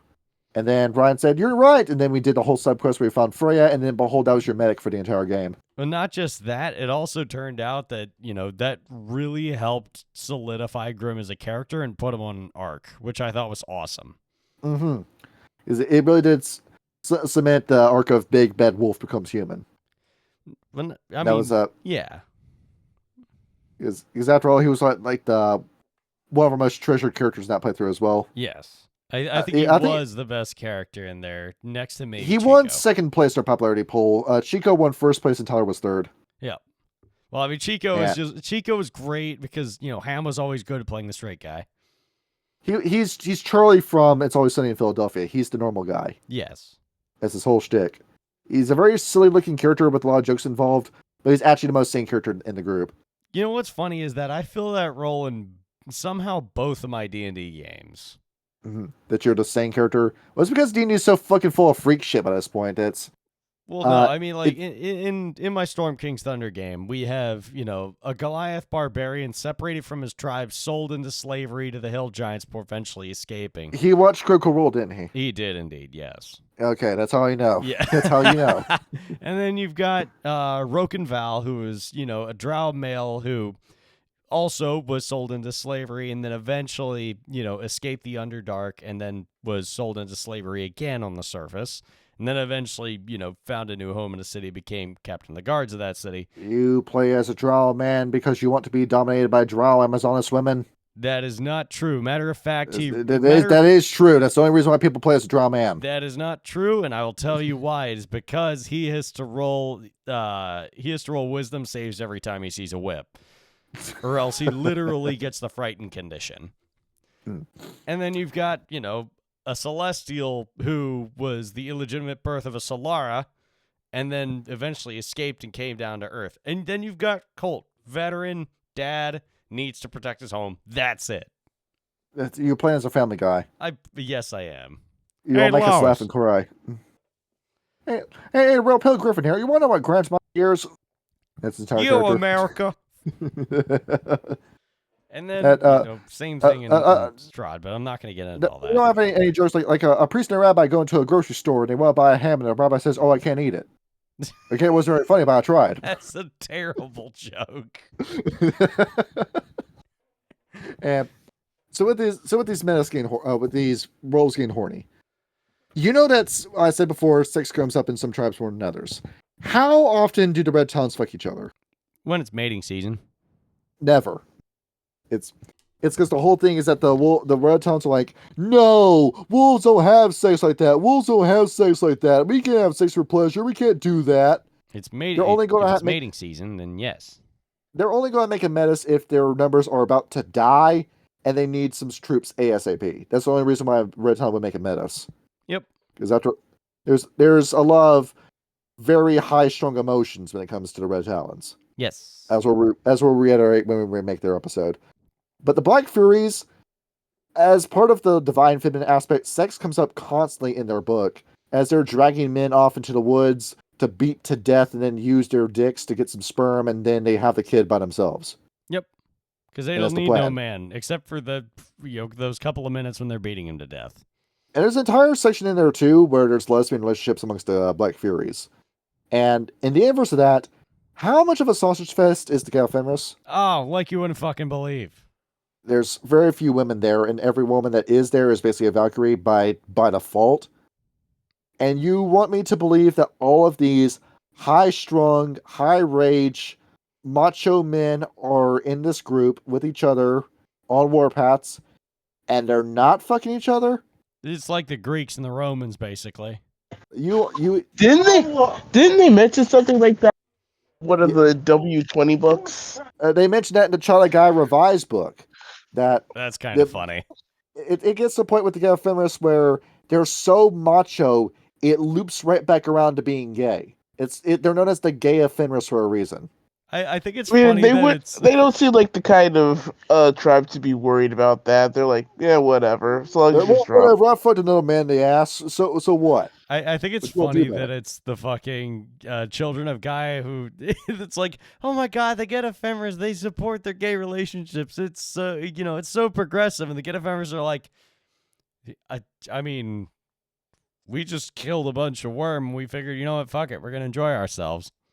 They look at each other and say, "You'll have the balls to get in a bathtub with me knee to knee," and then they do it. Two bros sitting in a hot tub 5 feet apart because they're not gay. It's the whole thing. all of a sudden, he just got an erection for no reason, and then I just got an erection for no reason. We just looked at each other, and then one thing led to another. Fucking. I don't know. Like his dick was in my mouth, my dick was in his mouth. I don't know how this happened. This episode's gonna get age restricted. No, this is fine. Blame Johnny for that. As long as we don't get too explicit with this, as long as we don't get I more think explicit we're already than that. over that line, homie. But It's a good thing Edit isn't here. but the thing is with these two tribes is that I feel like this would have been something bringing up at some point in the lifespan of Werewolf the Apocalypse. That usually when it comes to the law of Garu shall not mate with other Garu, that law always assumes it's man and woman doing that. Homosexuality is never brought up in this book when it comes to the litany. Well, yeah, because nothing happens. Because with a woman's not ready to go right off the bat when it comes to sex. You have to do foreplay when it comes to this. You have to get a woman in the mood. You gotta get her insecure. If you say the wrong thing, you do the wrong move, you touch her in the wrong spot, it's ruined. You're not coming back from that. And that tends to be the case with lesbian relationships too, because it's a lot of very high strung emotions go into a woman to woman relationship. Where, from my experience, where a lot of friends that I had in high school and a lot of friends that adult I had were gay women, a lot of them weren't fucking like that, like a man does. Where a lot of it was, I'm just going to go and like cuddle with you and have you be my emotional support animal and use you as my personal diary. And then I did the same with you, you did the same with me, and we just rely on each other and form a codependent relationship, or we just beat the snot of each other. And it looks like an MMA fight. Nice. And that's tend to be how lesbian relationships work. But when it comes to a man, no, you just fuck. You just fuck. You just go into the bar, you find another man, you say, hey, do you want to go have sex? You have one beer, you leave the bar immediately. And you get right down to it. Beer is supposed to be about. Exactly, that's all it is. And the same thing with men. I will have you know, dedication to one partner is not a thing when it comes to gay men. It's not a thing. That gay men are known for being cheaters with each other. Because a man, you just need to whisper in his ear or you just need to touch him, and he's rock hard, he's ready to go. Immediately. There's no foreplay when it comes to men. They just want to go from starting plate to home base immediately. I don't want to do any of this kissing. I don't want to do any of this touching. I just want to get right to the bed as soon as possible. When it comes to a man. So gay men really are sluts. When it comes to that point, yes. There are some gay men out there who are really sensitive and that you need to do the foreplay with and that you need to get them safe and feeling like they're welcome and that you're the person that they need. And there's some men who are just sluts. They'll just go into the bedroom and then 10 seconds later they're done. That sounds like a terrible date, if I'm being perfectly honest. It gets to that point. Well, no, you don't have sex to one time, you do it 4 times. I guess that's fair. You got that kind of stamina to spare. And that would be like the whole difference between between men and women when it comes to these Garo 2. Because with women, the threat perception, biologically speaking, this is proven, is much higher in women than it is with men. Because there are a lot of women are going to pick up a lot of warning signs where if a man is trying to immediately get into a bedroom with a woman, that's a problem in a woman's eyes. There's something wrong with that man if he's going to say, let's get on right off the bat. Or if he's trying to kiss you on the first date and he's trying to go right to that point. Now, you do have the case of the female gooner, where whenever it comes to gooning, Kyle, men are very defensive when it comes to this. Where the men are saying, hey, I have Zone Zero on my phone. No, I'm not going to show you what's on it. No, I'm not going to let you see my gooner game. And they'll get super defensive about it. They'll deny looking at porn. They'll deny masturbating. That's something that a man doesn't want to talk about. Yeah, men shame each other for that. But a woman, on the other hand, will just out and out tell you, oh, yeah, I was reading Morning Glory Milking Farm. And I love that part where Johnny! Johnny, you read my mind with that. The scene where she was kissing the bull and the tongue was in her mouth. Oh, I just thought that was so sexy. They'll just say this to you. Yeah, with no I know. shame at all. It's kind of nuts. I'm trying to remember what the name of the YouTuber was that was like talking about Chew on head. what? No, Chew on I Head. was not just Chew on watching. Head, no. I was just watching Sean Head's video about that. I think I But- put it. I also put it in the server a while ago. Yeah, because it stands true. It stands true. Like the female gooner is becoming more and more outspoken on TikTok because there's just no shame when it comes to women and what they find attractive. I same would thing- never. Let me see. And- Goodness gracious. I wish I And same thing with the difference with men and women when it comes to stimulation, because with a man, you just need a picture and they're ready. With women, they need to read a novel when it comes to this kind of stuff. So I feel like that's some missing link when it comes here because, Kyle, which of these tribes would have more homosexual members than others? Oh, when the it comes to this regard? Ephemeris, the Children of Gaia, probably the Bonars. Glasswalkers, actually. Yeah, maybe Bonars. maybe the Bonars, I guess. And Black Furies. But yes. Those would be the ones you see this in. I mean, you could see this too with the Shadow Lords, but the Shadow Lords, it'll be more like a power move being used more than anything else. Yeah. Definitely. The Shadow Lords will say, I'm not gay, I'm just doing this to assert my dominance. That kind of shit. And no, it's still gay, homie. Yes, he's still gay. I'm gonna keep it a buck. It gay as fuck. To paraphrase Riley from the Boondocks, if a motherfucker acted gay, I'm gonna call him motherfucker gay. He was gay, wasn't he? That was his biggest fan to make me gay too, don't it? Oh my god. The fucking episode. The Boondocks is old. That episode It is. is, but it, you know, I mean, The episode has now become irrelevant because now we got Lil Nas X and shit. We now have gay rappers. To be fair, I think, oh god, fucking. Who else is gay? I'm forgetting all my names today. All the gay rappers? No, the comedian Dave Chappelle. Dave Chappelle actually did like a bit about like people following their dreams. Mm-hmm. And it was a really long story, and it was like a teacher going to different people in class and asking, like, you know, what do you want to be when you grow up? And she asks one kid, and he's like, I want to be an astronaut. And what does he do on the way to? He studies hard, he does the right things, and on the way to college, he meets a girl, and he knocks her up. And so he has to give up on a dream, start working a job, and he starts working at the Walmart, and he's working doubles in order to try and make money. And soon he starts working his way up. He becomes the shift manager and then the store manager. And then maybe he thinks, if I keep working hard, I can become a regional manager. And he blows his fucking head off. And then and then the teacher asks another kid what this girl wants to be. And she said, well, I want to be a lawyer when I grow up. So she starts, she starts studying hard and goes to law school, but then she cracks under the pressure. Starts getting involved with drugs, and soon she's face down in the gutter and dreams dead. And she goes, well, what do you want to be when you grow up? Lil Nas X? He goes, I don't know if I should say it. She says, you should be brave and share your dream with the class. He goes, I want to be the gayest motherfucker that's ever existed. I'm going to dance on a stripper pole down into hell and suck Satan's dick. And he was the only motherfucker in that class whose dream ever came true. That's true. It was a great bit. I highly recommend watching it. Yes, we got Shanny's family going off the walls, which is why she's muted right now. Oh, good. It happens. It comes to this kind of shit. But I imagine that the first law of the litany, Guru should not mate with other Guru, would be a little bit more easy to loop around. Because after all, that law assumed that it was going to be man and woman. So when it comes to the gay Fenris, the Black Fury lesbian sisterhood, the Children of Gaia and all things, Yep. that this would be a good way for you to blow off some rage and not actually make a mess, kid. Yep. That's why Bacchus is a godsend. So I feel like that would be, if this book was, it won't, but if it was to be rewritten, putting that in the book as well, like gay relationships and how much that would affect mess being made. Because I think that would actually prevent some mess from forming and prevent some of the population bumps in this tribe. It probably would, and also, like, the liberals would think that, oh, hey, this is a progressive game. And then you come to the same kind of conversation you had that Nikocado Avocado had, which is, I'm 34, do I still want to kiss men or do I want to find a woman and have a kid? I mean, whatever happened to him after, like, he lost all that weight and did his whole victory lap video? Apparently he's renounced being gay, now he's trying to find a girlfriend. That's what he's doing now. He was only kissing boys and showing off his penis to other men just because it gave him money. Basically, That was yeah. it. He grifted for millions of dollars and ruined his health.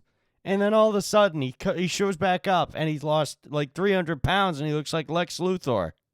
He hit his goal. He hit his financial goal, and then he played you. All he He had thought to it was a do, local, but no, it turns out it was all controlled. all he had to do was get a couple of heart attacks. Who would have thought? That's all it took. Wait, are you talking about Nikocado Avocado? Yes, we are talking Yeah. about Nikocado Avocado Oh my and this Werewolf gosh. the Apocalypse. I haven't video. heard from him in like a year.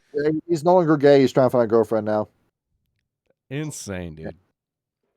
And comes this. So, along with prudence amongst some of these tribes, because the Wendigo and Actina strongly insist, hey, stop fucking each other. The Wendigo is going to be faced with a problem later down the line, aren't they? Are they? Because when your population exists entirely within Canada and you don't like leaving none of it, what's going to happen to you after a while? Are you gonna go fucking insane, or are you gonna wind up fucking the same person? Let me just pull up Nunavut racial demographics. Let me just go ahead and pull this up. So taking a look at this. Current, as of 2021, 84% of them are Inuit, 13% of them are white. And then the rest is going to be other indigenous, like First Nation or Métis, and then visible minorities, or another 2%. But if you don't bring in anyone into your tribe, where this being go off the assumption that all of Nunavut is controlled by the Wendigo, and they decide who gets in and gets out, you're eventually going to face the same kind of issue that the Children of Gaia and the Red Talons are of a population bomb if you refuse to bring in new people to your gene pool. Well, yeah, that, or you wind up like the Silver Fangs, you just wind up fucking each other. That's going to happen to you, and the Wendigo have two roads to go down. Either they end up, in the far future, slowly dying out like the Red Talons did, or they end up becoming inbred and littered with metis that they deny that the Silver Fangs do. That's your two fates. Once again, I have to point out the immense amount of hypocrisy in the Wendigo. They can blame everybody else for all their problems, and you know what? A lot of that's well-founded in history. But it also doesn't help that you guys decided to seclude yourself out in the middle of goddamn nowhere and then bitch about the fact that you don't have anything else. At least where the weather can get so cold it will freeze your eyeball solid. Yes. And you know what? You picked to live there. Where nobody else will ever get to you, and there's no road that leads into none of it. You have to get there by helicopter. And so you wonder why you aren't getting new members and you aren't growing as a people. It's because nobody wants to fucking go there. And furthermore, you also don't want to go anywhere else yourself. This is why you're not doing anything, and you suck and don't do anything. This is the whole reason I'm playing Troy in fucking, Rage Underground, is because he's the one Wendigo that saw the problem, and it's that if you stay there and don't grow and don't do anything and don't try to do anything differently, you're going to stagnate and lose everything that you worked for. And then the Actina don't make Metis because what's the grand scheme of the Metis again? It's the Helter Skelter scheme. You mean the Actina? With the Actina. Yeah, with the Actina, yes. I said the wrong thing. Yeah, the Actina. Yep. Because after all, they're trying to get to a point where they outbreed all white people, period. They're trying to make white people a global minority and eventually outbreeding them entirely. They want to live in the same world. Work, sure. They want to live in the same world as Borderlands 4. What happened in Borderlands 4? Yeah, there's not a single white person in that entire game, people noticed. Okay. Yeah. And that's the world that the Actina want to live in because it's part of this whole racial revenge paradigm that the Actina have. So they don't want you intermingling with anyone else. They want you going out with every other race, making kids with them, making multiple kids, and then outbreeding the dwindling white population. That's the plan. So you understand why if we make a Metis baby, okay, well, thank you. I guess we're just going to use that to sacrifice to Actina and the other totems that we have, like Tezcatlipoca, for power. Yep. Surfangs, as per usual, it's them realizing that their time is fucking up, and you gotta start breeding with other hominids and lupus in order to prevent your tribe from falling apart and becoming nothing but Metis. Yep. Good job, Habsburgs.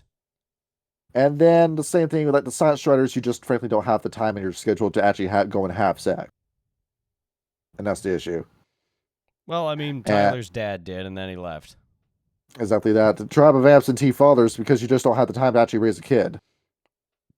Yep. But and so yeah, that's the werewolf sex segment, everybody.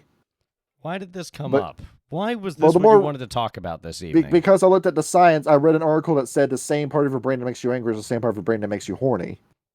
And that And was that's where we it. get that's where we get the term sexual frustration. All right, this cool. is the, Well, this video this is is going the to be topic that great. interests me, which is why I brought it up. Okay. And now we bring up cairns a little bit. Like we have 30 minutes to talk about cairns. Right. So, cairns. What is a cairn? A cairn is basically a sacred place for all werewolves. You go there for a number of different reasons. And we can talk to you about some of the different reasons that you would go there. The main thing for all cairns is that it is a place of respite. It is a place where you go to, recover after a battle. It's a place you go to get your gifts. It's a place you go to bank your renown. It's a place you go to undergo rites, to hold moots, or to just go there and friggin' party for a little bit. True. And there's a number of different types of them. The main ones are going to be glory, honor, wisdom, and there's a number of different subcategories within all of them. Though, further broad strokes, the places of glory usually, take place across battlefields or places of victories. Most commonly serve the purpose of fertility, plenty, rage, strength, or wild. You'll have cairns of courage, and in a cairn of courage, when a cairn is opened, it reduces the chances of frenzy or even adds dice to intimidation pools. Cairns of love, it sounds kind of ridiculous at first, but, this can apply to all different sorts of love: platonic, filial, paternal or maternal, brotherly, sisterly, romantic.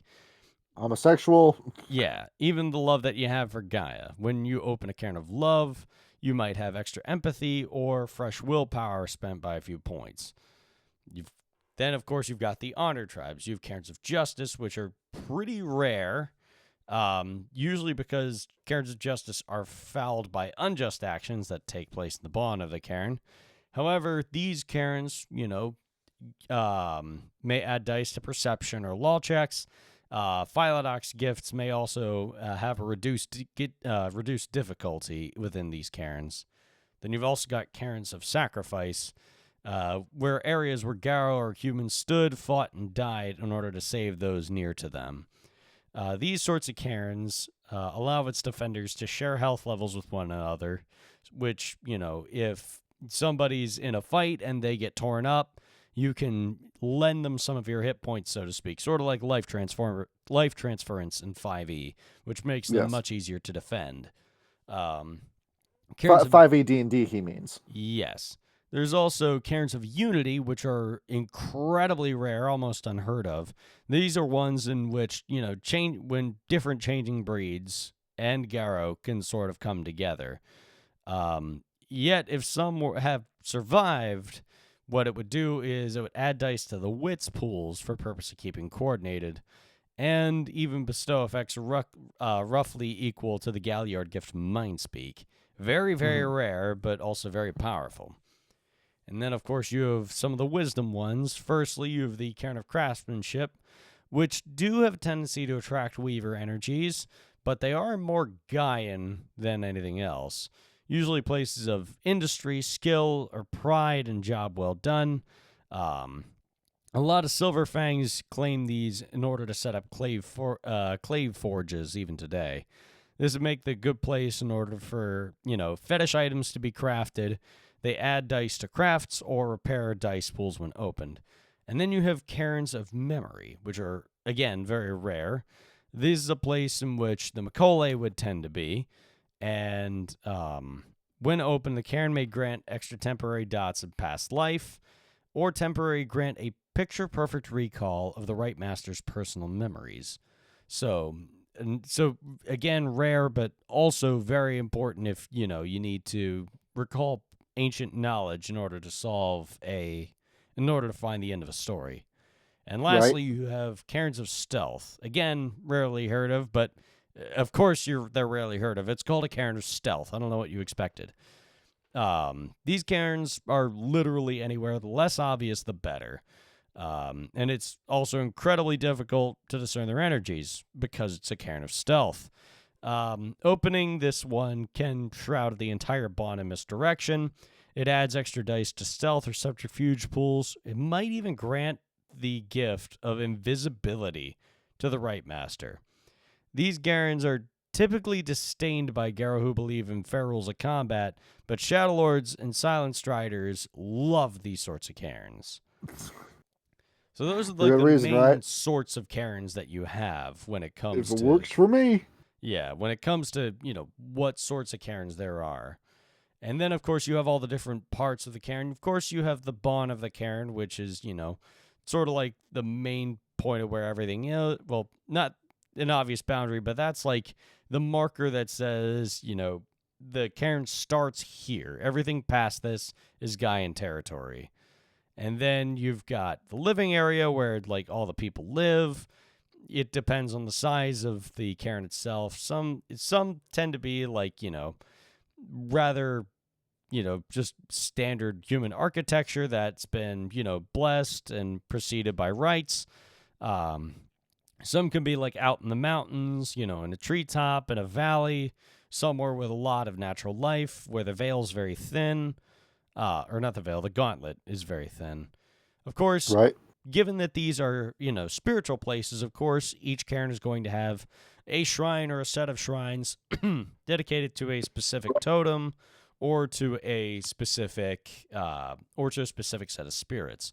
And of course, Right. you can go there in order to pray to these spirits, ask for guidance, provide gifts in order to improve your fortune, or maybe even find gifts yourself here. And then, of course, there's an assembly area. This is where a lot of the moots are going to be held, where some of the rites are going to be held. It's set as a place where you can go, reflect, plan, and, have your next moves. Then, of course, you have the heart of the cairn. This is where the piece of Luna is stored that gives a cairn its power, that gives its strong spiritual nature. Rage cairns have palpable anger. Fertility cairns are lush and warm. It's also the only other place where the physical world and the spiritual world are united. You actually do not need to roll Gnosis if you're in the heart of a cairn, because you can actually see the spirits here. And that's pretty much all the main parts of the cairn there. But of course, with a cairn, you need people to stay there and actually, take care of the place. You need people to protect it. You need people to keep it hidden.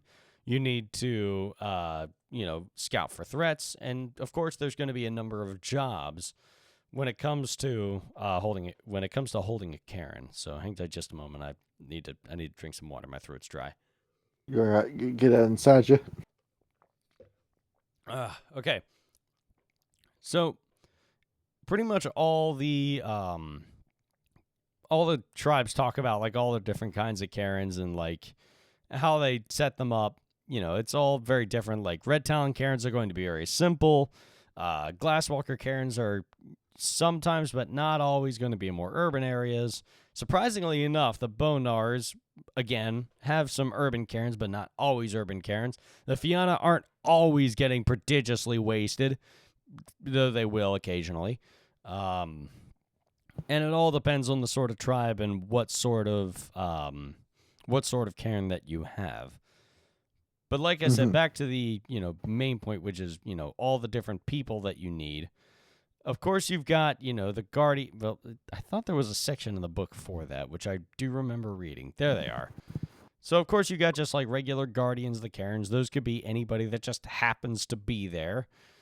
But they're basically just, your average, if there's a threat, you go and you take care of it. Starting from the bottom, you have some of the lesser offices. You have the Caller of the Wild. Basically, this is a good intermediate level position for a player character, which, because it's more of a secondary position, you can call upon wild spirits in order to help, sort of raise the level of the cairn, introduce, more wild spirits around in order to stimulate growth around the place. Then you've got the Master of the Howl, which, only really binds the character there during a moot. Your job is to basically, how the songs and the chants that get moots started, and make sure that all the songs are sung in the right tone. Yes. Then you got the tail singer. The tail singer is, somebody that's a little bit more important, and it's one of the more sought after of the lesser offices of a cairn. Your job is basically to let's see. The book tells you more about like why characters would want to be this, because this is more of a political position. This is where a lot of rivalries get started. If your game is going to center around that cairn, that's why it's here. Now, I've been thinking, do you necessarily need to do these? No, not every cairn needs to have one. Because after all, how did this book bring up ranks, cairn ranks? It didn't explicitly, no. Okay, so that's but something else missing in this book. But there is a website for it for the ranks. When it comes to cairn ranks, the whole thing with that is every cairn has a specific rank that's based around your guardian spirit, your totem, how many you're actually living there. Will decide how much gnosis it helps you generate, how influential that cairn is in particular.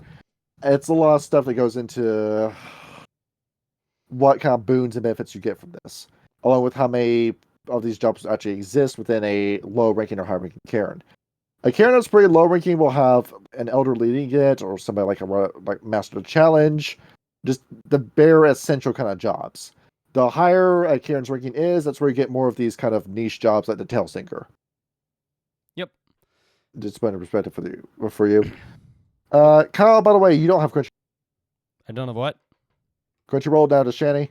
I do not know. Okay, it just popped up on the news feed. That entire site's been compromised. Everybody's credit card information that was using that has been exposed. Lol. Crunchyroll? Yes. Okay, good thing I don't use it. Yep. Yeah, your IP address, your email address, and your credit card detail, and just about everything involving any sort of privacy information with Crunchyroll has been exposed. Well, I'm glad I don't watch anime. Yeah, that's it. You heard all of it. I use other sites. Yes. Like Kiss Cartoon. Moving forward with the cairns, next you have the Truth Catcher. The Truth Catcher is usually a role given to a Philodox. Your job is to mediate disputes. It has less freedom than the other minor offices where, of course, given their werewolves generate rage, you have to break up fights a lot. If a sept is large enough, Truth Catchers may even have assistants. Typically, Shadowlords and Silverfangs are the sorts of werewolves that you would find in this position. But, if you have a player that's, been with the Gyro for a little bit, more than likely, if they're involved with a Cairn, they're going to be a Truth Catcher. Mm-hmm. And the last of the more minor offices, this one is best suited to, say, like an Arun or maybe a Ragabash, the Wormfoe. The Wormfoe is basically like an up-and-coming warrior. More than likely, they're going to be groomed for a more serious position like Gatekeeper, Master of the Challenge, maybe even higher office if they stick around for a while. Which gets us into the more important jobs of the cairns. You have at first the Gatekeeper. Your job is to make sure that the cairn is guarded, either the Pathstone or the Moonbridge. Make sure that those are secure no matter what. That is your job. And then, of course, if a spiritual place can't continue to maintain its spirits if the land is not well kept, hence the Keeper of the Land. Your job as Keeper of the Land is to make sure that the spirits are in check around your cairn, that things are growing properly, that the ecosystem is in check, and that it is a good spot spiritually and physically for your werewolves to be secure. And then you have Master of the Challenge. The Master of the Challenge, it is your job in order to take basically the Truth Catcher and take that to the next level. If two werewolves are fighting, or if a rite needs to be undertaken in order to decide who is Pack Alpha, Master of the Challenge is who you need to go through. They make sure that your challenges are fair, that all of the participants understand the rules, and also those that can pose the rite of passage. It is Yes. this one who decides how the pups are brought in to be rank 1 Garrow. And then you have the Master of the Rite, typically made by a Theurge. It doesn't have to be, but usually one of the highest roles that a Theurge can aspire to be is going to be Master of the Rite. Your job is to know all of the rites and rituals that Garrow need in order to, bless land, purify spirits, empower a fetish, and it's a very demanding position. And typically it's lesser assigned to players because, it requires somebody to be there at all hours of the day. Mm-hmm. Next, you've got the Sept Warder. The Sept Warder is basically your main line of defense. Your job is to keep and maintain all the borders along the physical and the Umbra world. If there is a threat in the Bond of the Caern, you deal with it, and you make sure it is dealt with as soon as humanly possible. And then finally, you have the Council of Elders. It doesn't get much higher than becoming part of the Council of Elders. If you're an elder, you make the decisions, you decide who does what and where they do it at. You make the money. You roll the nickels. You're the king, man. You roll the nickels? Yes. It was. That's a new expression. Yeah, it was the fucking. It was Warning by Death Grips. There was like that. I think it was. Was that? Oh God, who's that guy that killed a bunch of people in 1969 and ruined the hippies for everybody? Richard Nixon? Well, no, he did him too, but like the one the CIA dumped up on a whole bunch of LSD and made him kill. Charles Manson. Yeah, that's the one. Yeah. He's in this Road to Apocalypse 2 as the star of the seventh generation. You know what? That makes sense, actually. He's in this book. His legacy is immortalized. Great. Excellent work.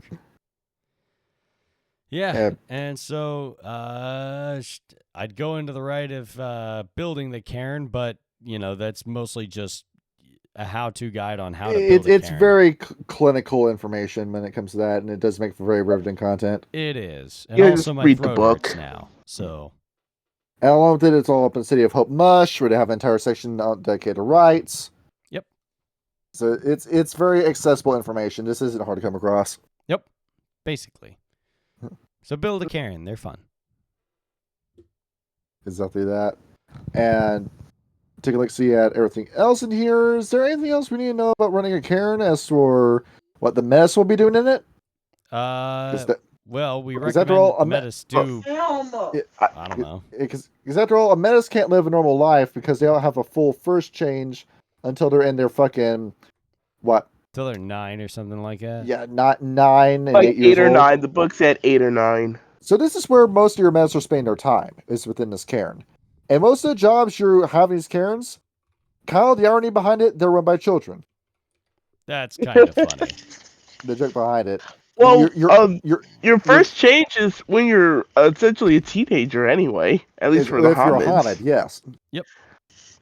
But a lot of these cairns that you see, you're going to have a lot of actual children running the show. It's the kind of household where the parents are at work all damn day, like working 60 hours a week, and the kids come home from school and have to make the dishes, do the dishes, make dinner, put their siblings to bed by themselves. They're latchkey kids, basically.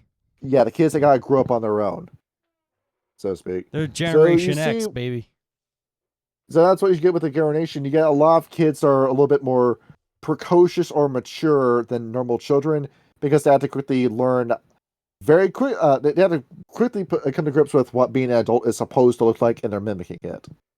Yep. They look at the elder and child mimic what he does. So whoever's running the Cairn, a lot of your Metis kids are going to end up copying what he does. Where, this is me, the storyteller, saying, I would advise you as a Metis player to take the mentor background during character creation. Very much so, yes. And when the Metis finally becomes 8 or 9 and has their first change, if the Cairn is filled with lupus, they'll usually just turn into a wolf and just run off into the woods and just do wolf things. But if they're a human, they finally get to do what it's very similar like the Amish communities where the kid comes of age and you have to decide whether or not they want to keep being Amish. It's going to be your first day in human society, and you're learning what it's like to be human. But you're a Metis. You've heard stories about what being human is supposed to look like, so you have a better chance at coming to grips with mimicking human behavior than the Lupus does. Because the Lupus, some of these concepts are just going to be straight alien. A Metis is going to at least know what a car is because he's heard stories about what a car was supposed to do. Yep. And then when you eventually get out there, it's like, oh, that's what that is. Those are your role-playing notes when it comes to making your Metis, along with what to populate your Caern with. Because, yeah, child soldiers are a thing in Rough the Apocalypse, and they come up more often than you think they do. Yep, and it's all because of the Metis. God bless them. Exactly that. There's a few examples in here about what some of these cairns look like from tribe to tribe, where we got something crazy going on.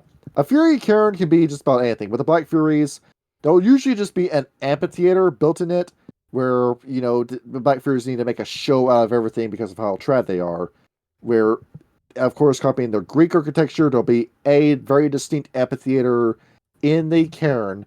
But besides that, it can be anything. It can be a cabin in the woods, it can be a forest, it can be an entire island in the middle of the Mediterranean Ocean. Whatever Fury wants to set up, that will be the cairn. Simple, right? Yeah, sounds about right. And you'll find the cairn to be decorated as well. Pegasus greatly appreciates arts and poetry, and is very cultured. So she wants her cairn to look very pretty, so you're going to have a lot of plants, pots, paintings, decorum, sculptures, very nice architecture. A Black Fury cairn is going to look like a home. It's going to be very pretty. Yes. Women take better care of a house than a man does. Typically. After all. Next up, the Bonars. Pick a junkyard. Pick a section underneath an underpass. Pick a public park. That's probably we're going to find a Bonar cairn. It's in plain sight the entire time. You just didn't know. Yep. There's a picture on page 42 of this guy who's on the fucking toilet with the mop staff. Wait, what? Hang on. In this book, you see this picture? Page 42, you said? Yes. Hang on, let me see this. Yeah, it's the Guru Elder, and his throne is actually just a fucking toilet. Honestly, that makes sense for the... I didn't even realize that was a toilet at first. Hang on, let me check. The boss is full of shit. Yep. That's all I know. See, I thought, I realize now he's got a book on his head. I just thought he had, like a triangle-shaped hood. We couldn't afford a hood, so I just got this magazine. And why the hell is it he... His newspaper. I thought at first it was, like, some sort of staff with, like, some tassels on it or something, but now That's I realize, mop. No, it's an mop, actual and it's mop. a toilet.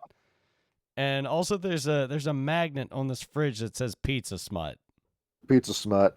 And Black Dog Well, Games, look at that. Lick 'em low, Lisa, eating pussy like it's pizza. Oh, I see you've been listening to Afro, man. Oh, yeah, I've been listening to that all loop. I actually listened to the Lemon Pound Cake song, and it was actually really funny. That police department is fucking felted. There's no coming back from that. No, There's no they're that man was on CNN doing that shit. They're cooked. They're washed. So that's what Bonar Cairn looks like. It's just random shit stacked on top of itself. Yes. And they call it home. Usually be like a cardboard box with a gift cardboard mansion involved, where it's bigger on the inside than it is on the outside. You jump in the cardboard box, and all of a sudden you're in the maze dimension. It's all made out of cardboard. I mean, that still sounds better than sleeping on the street. You just gotta hope it doesn't rain. There's no way to really drain it out of a cardboard box when it gets in there. And, of course, this place is going to be absolutely fucking filled with kinfolk, too, who are usually paid off street kids, or homeless men that you're paying with drugs, the good kind, that aren't going to completely tear up their health. They want to give you weed, not crack, to keep you alive. And just, the homeless people are going to be the smart kind that know if you go to prison, the gravy train stops, so they actually are going to fight and defend you. Yeah, definitely. And there'll usually be some sort of jury-rigged electronic security that's going to be around here. Like, somebody got the Ring doorbell cameras and has them on their phone, and then that's the best you got. So just imagine what it's like a ghetto shithole, and that's what a Bonar Cairn looks like. It's the trap house. It is. It's the Nut Shack. Fills in the stone, Chunagaya. Jackson the PR. Chunagaya you split into two because you have the more conservative Christian side of the Chunagaya. Yeah, you forgot these guys were actually kind of Christian. They believe in Jesus. Yes. So that's something that's very frequently forgotten with the Chunagaya. So sometimes the Caern will be an actual Christian church. Protestant or Catholic, take your pick. That'll be good. That's a good place to hide it. I had a fucking air bubble in my throat. I had to hiccup that out. I hate when that happens. And then the other ones are more hippie in theme. Yep. Where like it's a liberal arts college that you made into a Caern. Simply the dorm or at the art studios in Caern. Where just pick which side do you want to be on. Do you want to be a liberal or do you want to be a conservative child of Gaia? Because that's going to decide what your Caern looks like. Yeah. And of course, because no shoes on and stinky feet. And of course, Unicorn also promotes culture and beauty. So these places are going to look very nice. You're going to have the very nice stained glass windows and pictures of Jesus in the conservative Chunagaya Caern. And then you're going to have modern art in the liberal one. The whole, I stacked boxes on top of itself. It's a sculpture. Yes. I took a public lavatory and painted my name on the side. Behold. And of course, these places are just chill because the Chunagaya purged their rage the minute they get it. These guys want to have a sitting score of 0 temporary rage. Yep. At all times. The Fianna. The tribe that doesn't really mean anything anymore because fucking everyone in America is fucking Irish. Everybody is Irish, Kyle. St. Paddy's Day. Everybody's Irish today. Your culture is just a costume at this point. Yeah, no, it's a fuck. Well, I mean, that depends on which kind you're talking about. Like, the wearing of the green, yeah. The ski mask and the ski mask camo and AR-15, no, that's different. Or AR-10, I should say. But these are always places of parties. The Fianna, with their culture of having a lust for life, there's always going to be something happening in the middle of a Fianna Caern. There are no quiet moments within the Fianna Caern. And of course, they're going to have a distillery in there because every fucking Fianna has one of those. Well, they're not always drinking, though. While they are always hosting somebody, and there is usually always somebody over there, not always getting plastered at all hours of the day, even though many because it's very hard for a werewolf their size to get that. Yeah, so you just enjoy the flavor, like I do.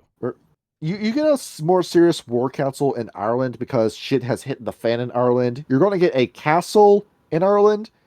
In America, it's usually somebody's mansion, where one Fianna bought property, it's a family estate, and he just turns the entire estate into a cairn. Amazing. I mean, that's pretty so nice. You're living in this 4-story mansion out in the middle of the woods, and that's the cairn. So, like, Bam Margera's mansion, I assume, is a Fianna Caern. Yeah, they tend to adopt very urban settings that are still defensible, because after all, the Fianna have a whole right where they can take a head, cut it off, put on a stick, put it in the umbra, and it will scream an alarm if anything wormish comes in within that area. Amazing. Yes. It looks undefended from the material plane, but in the umbra, the defenses are fucking everywhere. Yep. You're not invading them because every spirit will manifest and jump you the minute you step in past that city, that property line. Yep. It's like Fianna umbral defense, and you've got just aspects of Hearn standing guard with pikes, and then you've got just like a looper portal that'll send you back 100 feet back if you step on the wrong way, and you have to turn around and hop backwards on the left foot 3 times, and then step to the right, and then turn around, and then say some word in ancient Gaelic. And then if you put your hand on the left knob instead of the right knob, or put both hands at the same time, it burns your hands like Macaulay Culkin.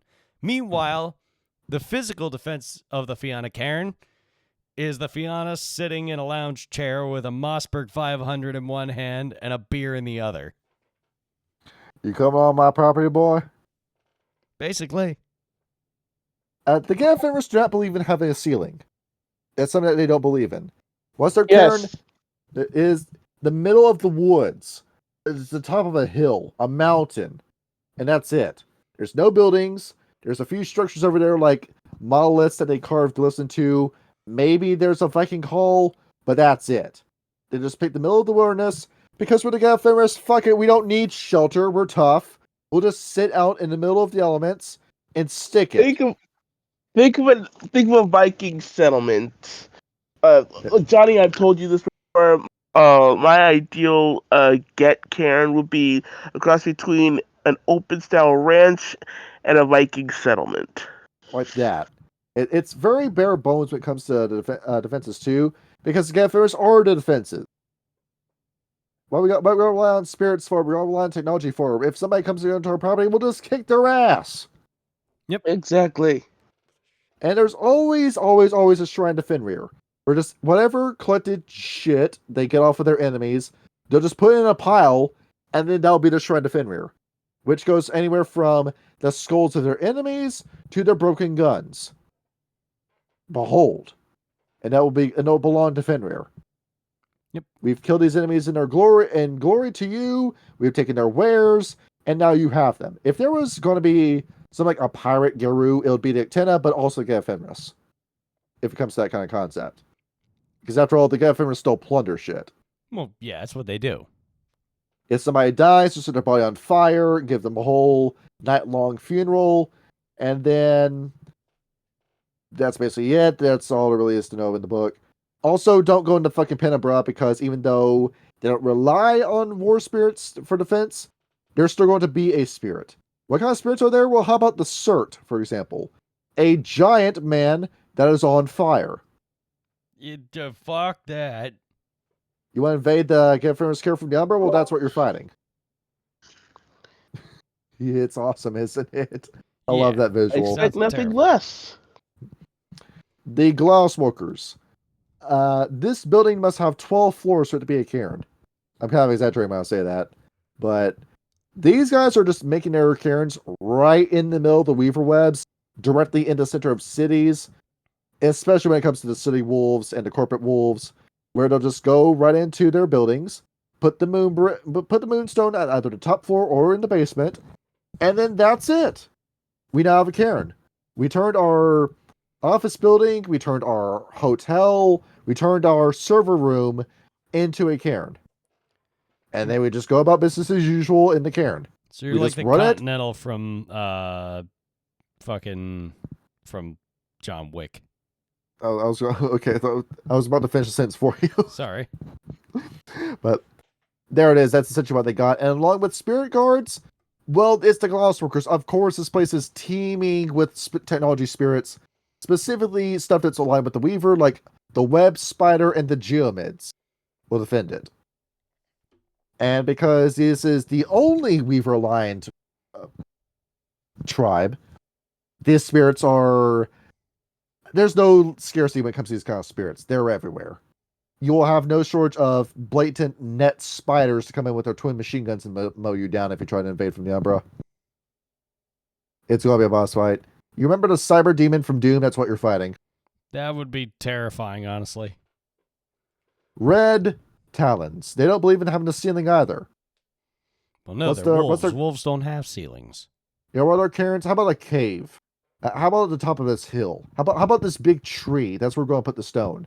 And then that's it. You just go out in the middle of the woods and lie down in a nest made of straw and grass. And then that's it. That's your home. Yep. In the middle of nowhere. Keep it simple. And that's it.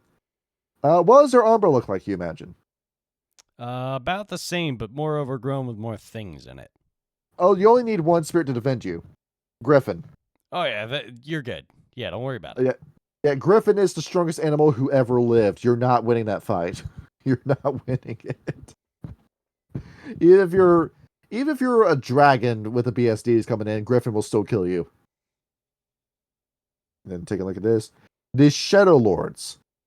Pick what you want your supervillain hideout to look like. That's what it looks like. I think the book literally says that, like, Grandfather Thunder generates heat lightning around their cairns.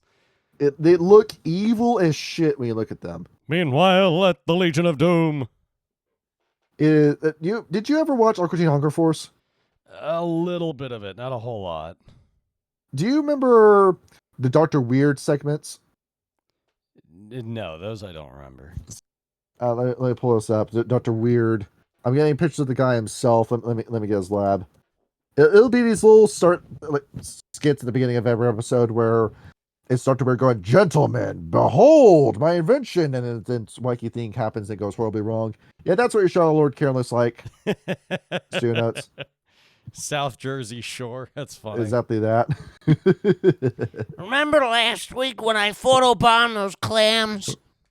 We here with the Shadow Lords are going to stop the rest of the Caern Nation from finding out a secret. Shadow Lord's a bunch of bullshit. Solomon Siegel, the Shadow Lord. Hey, genius, you know what that fetish does? What are you doing messing with it? I told you to leave it alone. And, of course, storms will defend this place because you got a bunch of storm crows here that will generate high heat, lightning, and winds that will blow you down off the mountain if you try to enter this place. And then what will amplify that pain? Well, how about a pain spirit that will latch onto your back and stay with you the entire game? You get the... Well, I forgot what the Irish spirit is called, but it's this little gremlin that latches onto your back and then just curses you for the rest of your life as long as it's on your back. That's what the pain spirit does. Is the pain spirit will jump onto you, and then all of your wound penalties will be so much worse the rest of the game. So that's all there really is to say about the Shadow Lords. How about the Silent Striders? Is there a cairn with the Silent Striders? Very, very, very few. There is one specifically. It's in Morocco. Yeah, we yes, have in Casablanca. we have a total 3 cairns for Silent Striders, and that's it. And that's all. And even then, they need to rely on other tribes to keep it working as well. Owl will be the totem that oversees all 3 of those cairns, and they'll get Crocodile to help him out. And this is also the only cairn where you'll see Macaulay amongst Guru as well. Cool. And of course, the Macaulay will always be demanding reparations the entire time, and they'll never be your friends, and nothing you can ever say to Macaulay will actually get them on your side. It's they want you to feel bad about being a Guru, and it's the whole relationship that you'll have with the Macaulay. And that's it. The best kind of left this to have is a friend, right? Yep. And Definitely. you have the usual Flotsam and Jetsam that'll come in, or all 3 of these places are places where a lot of transients go in. A lot of Silent Star kinfolk are here just for a day, then are gone. Silent Star werewolves are here for a day, and then are gone. You'll have, at most, between these 3 places, only 6 Striders in their time, and that's it. That's all there is. And what's keeping this place defended? How about the spirits? Because when it comes to these places, too, this is where Luna sends her spirits to defend them. The loons defend these places. Spirits that will cause you madness if you look directly upon them. Along with shooting the giant laser from their chest that will fry you in an instant. I don't know what the Stars did to get that kind of protection from Luna, but they have it. It's fantastic. Yep. Silverfangs. Once again, castles and manors, But and much very prettier, expensive shinier estates. Castles. The more gauche it is, the more gaudy it is, the better as far as the Silverfangs are concerned. They want to be the kings, they want to be the queens, and they will live in the cairn that looks like that. The more gold, the more marble columns, the more fences that are surrounding my property, the more bedrooms I have that I don't use, the better. And of course, there'll be a shrine of Falcon in the middle of it. There'll be this resplendent monolith that's covered in precious metals and gemstones to honor the glory of this spin doctor that has driven your entire tribe to the ground. Yep. You gotta love him. Yep, basically. And if there's We an need ivory 50 priest, more trumpet men. if it is majority ivory priesthood, then there'll be a church to Luna on premises as well. You can imagine what that will look better, like. I suppose. It's going to be a nice little hut where you can see the moon. There's going to be some Stonehenge geology in there where the sun will hit it just right to help you tell the time for your rituals. And then you'll progressively lose your mind as you begin to converse every day with Luna. It's going to be great. Yep. It's going to be fun. And then they also say that there's also a little segment in here about Jacob Morningkill was in his cairn one day before the Black Spiral Dancers just fucking murked him. Yeah, it seemed like the thing to do at the time. Yeah, well lost. It's not the guy who's running Target Nation to the ground died. Oh no. Yep, and now he got Jonas Albrecht. He's actually trying to turn some shit around. And he only got to rule for 4 years before he got killed by his Isaac. Yep. Fucking can't have nothing. The Stargazers, before they all went back to Tibet, this was a little drop of China in whatever part of the world they were in. There was a Zen garden. There were stones, sand. That you've seen those kind of rock gardens before. They're pretty looking. On top of a skyscraper, if it was in a city, or if it was an untouched glade with a bunch of bamboo with a little monastery built in the center of it. Just think of like very Asian-looking architecture. That's what they have. Nice when feng you shui. go- Yeah, we go into the Japantown section in Cyberpunk 2077. That's what it looks like. And of course, this will be built according to feng shui. This furniture will be facing the west. This will be to the east, to the north. There'll be color-coded rooms. If a piece of furniture is green, it'll be against that wall in particular. As per the pseudoscience, it says. And of course, this place will be defended by wind spirits. As we discussed before in that Caern's Place is a Power video, that one Caern that was completely surrounded by just a solid barrier of wind in the Umbra. I mean, yeah, that'd about work. Can't get Exactly through that. Along with it, too, Clytol would be in some of these Cairns, too, where Clytol, the minute he was discovered, was immediately flown out to Tibet and put in the main Sunstar HQ, Sunstar Silver. I got the trouble again. Stargazers. Stargazer HQ. Why do so many of these tribes gotta start with an S for, huh? Oh, because it was fun. An S is a cool letter. You drew it all the time when you were in school. Yes, the cool-looking S. And then what's the number waiting for you too? Also Chimera. Where the Janglings of Chimera are not the four god animals. They're just whatever two animals that Chimera decided to mesh together to make into a servant for himself. So you got no idea what to expect when you go into the Umbra. Nope. Whatever freak ass monster's going gonna jump you there. Get. What you gonna get? Life like a box of shit. Tenna. So what do you imagine these places look like? Some sort of reservation, right? You're wrong. It's any sort of non-white culture. Northern Japanese, Polynesians, the Australians. It can be whatever it looks like depending on where they are. So it's not really much of a point to this section because the Tenna Caern can really look like fucking anything. By this point. We'll move on to Wendigo then. Yeah, it's pretty self-explanatory. And the Wendigo, you go to Canada, and then you get the giant igloo. Okay, well, it's not actually an igloo. It's just none of it It's the itself. Fortress of Solitude from Superman Returns. The Fortress of Solitude with the big ice wall surrounding it, with the wind spirits that will flay the flesh off of your bones as soon as you step in within their territory. It is this frozen hellscape that is only traversable by the Wendigo. And if you go there, you will die by the spirits, and if the spirits don't kill you, then the Wendigo will. Indeed. Absolutely. It is, as this book says, it is suicide to go into this place in Hamid form. You want to be in Lupus form or Cross form the entire time you're outdoors, because you will freeze to death if you're in Hamid form. That sounds about Grubber right. included. And so it's a place where no black spell dancers ever come around because this place is just impossible to invade. Great. You never have to worry about it. But now I might be thinking, well, what does a Farah Caern look like? Well, how about fuck you? We're not going over the rest of that. You gotta get the book yourself because now we're out of time. Yeah. We hit The the only 3 hour one, mark. honestly, the only Pharaoh Caern that fight is thing of the chaos. Well, that's because it's a grotto, and I think we kind of go over that in the Yeah, recap it's just the ocean. Yeah. It's just the ocean. And that's all it is. Yep. So, But Cairns, yeah. Metis, and werewolves fucking. And with what we described with some of the fair breeds already, you can piece it together yourself. I trust in your own imagination as to what these Cairns look like. Yep. Have fun with it. So there we go. So yeah, we finally did the Metis episode. Yep. Woohoo! And we mushed it in with a bunch of other things. Yeah. There it is. A lot of other things that couldn't really be used for its own episode. Yes. And that's it, really. Yeah. Go to bed. All right. Uh-huh. All right, there we are. All right, G and everyone. Good night. Good night.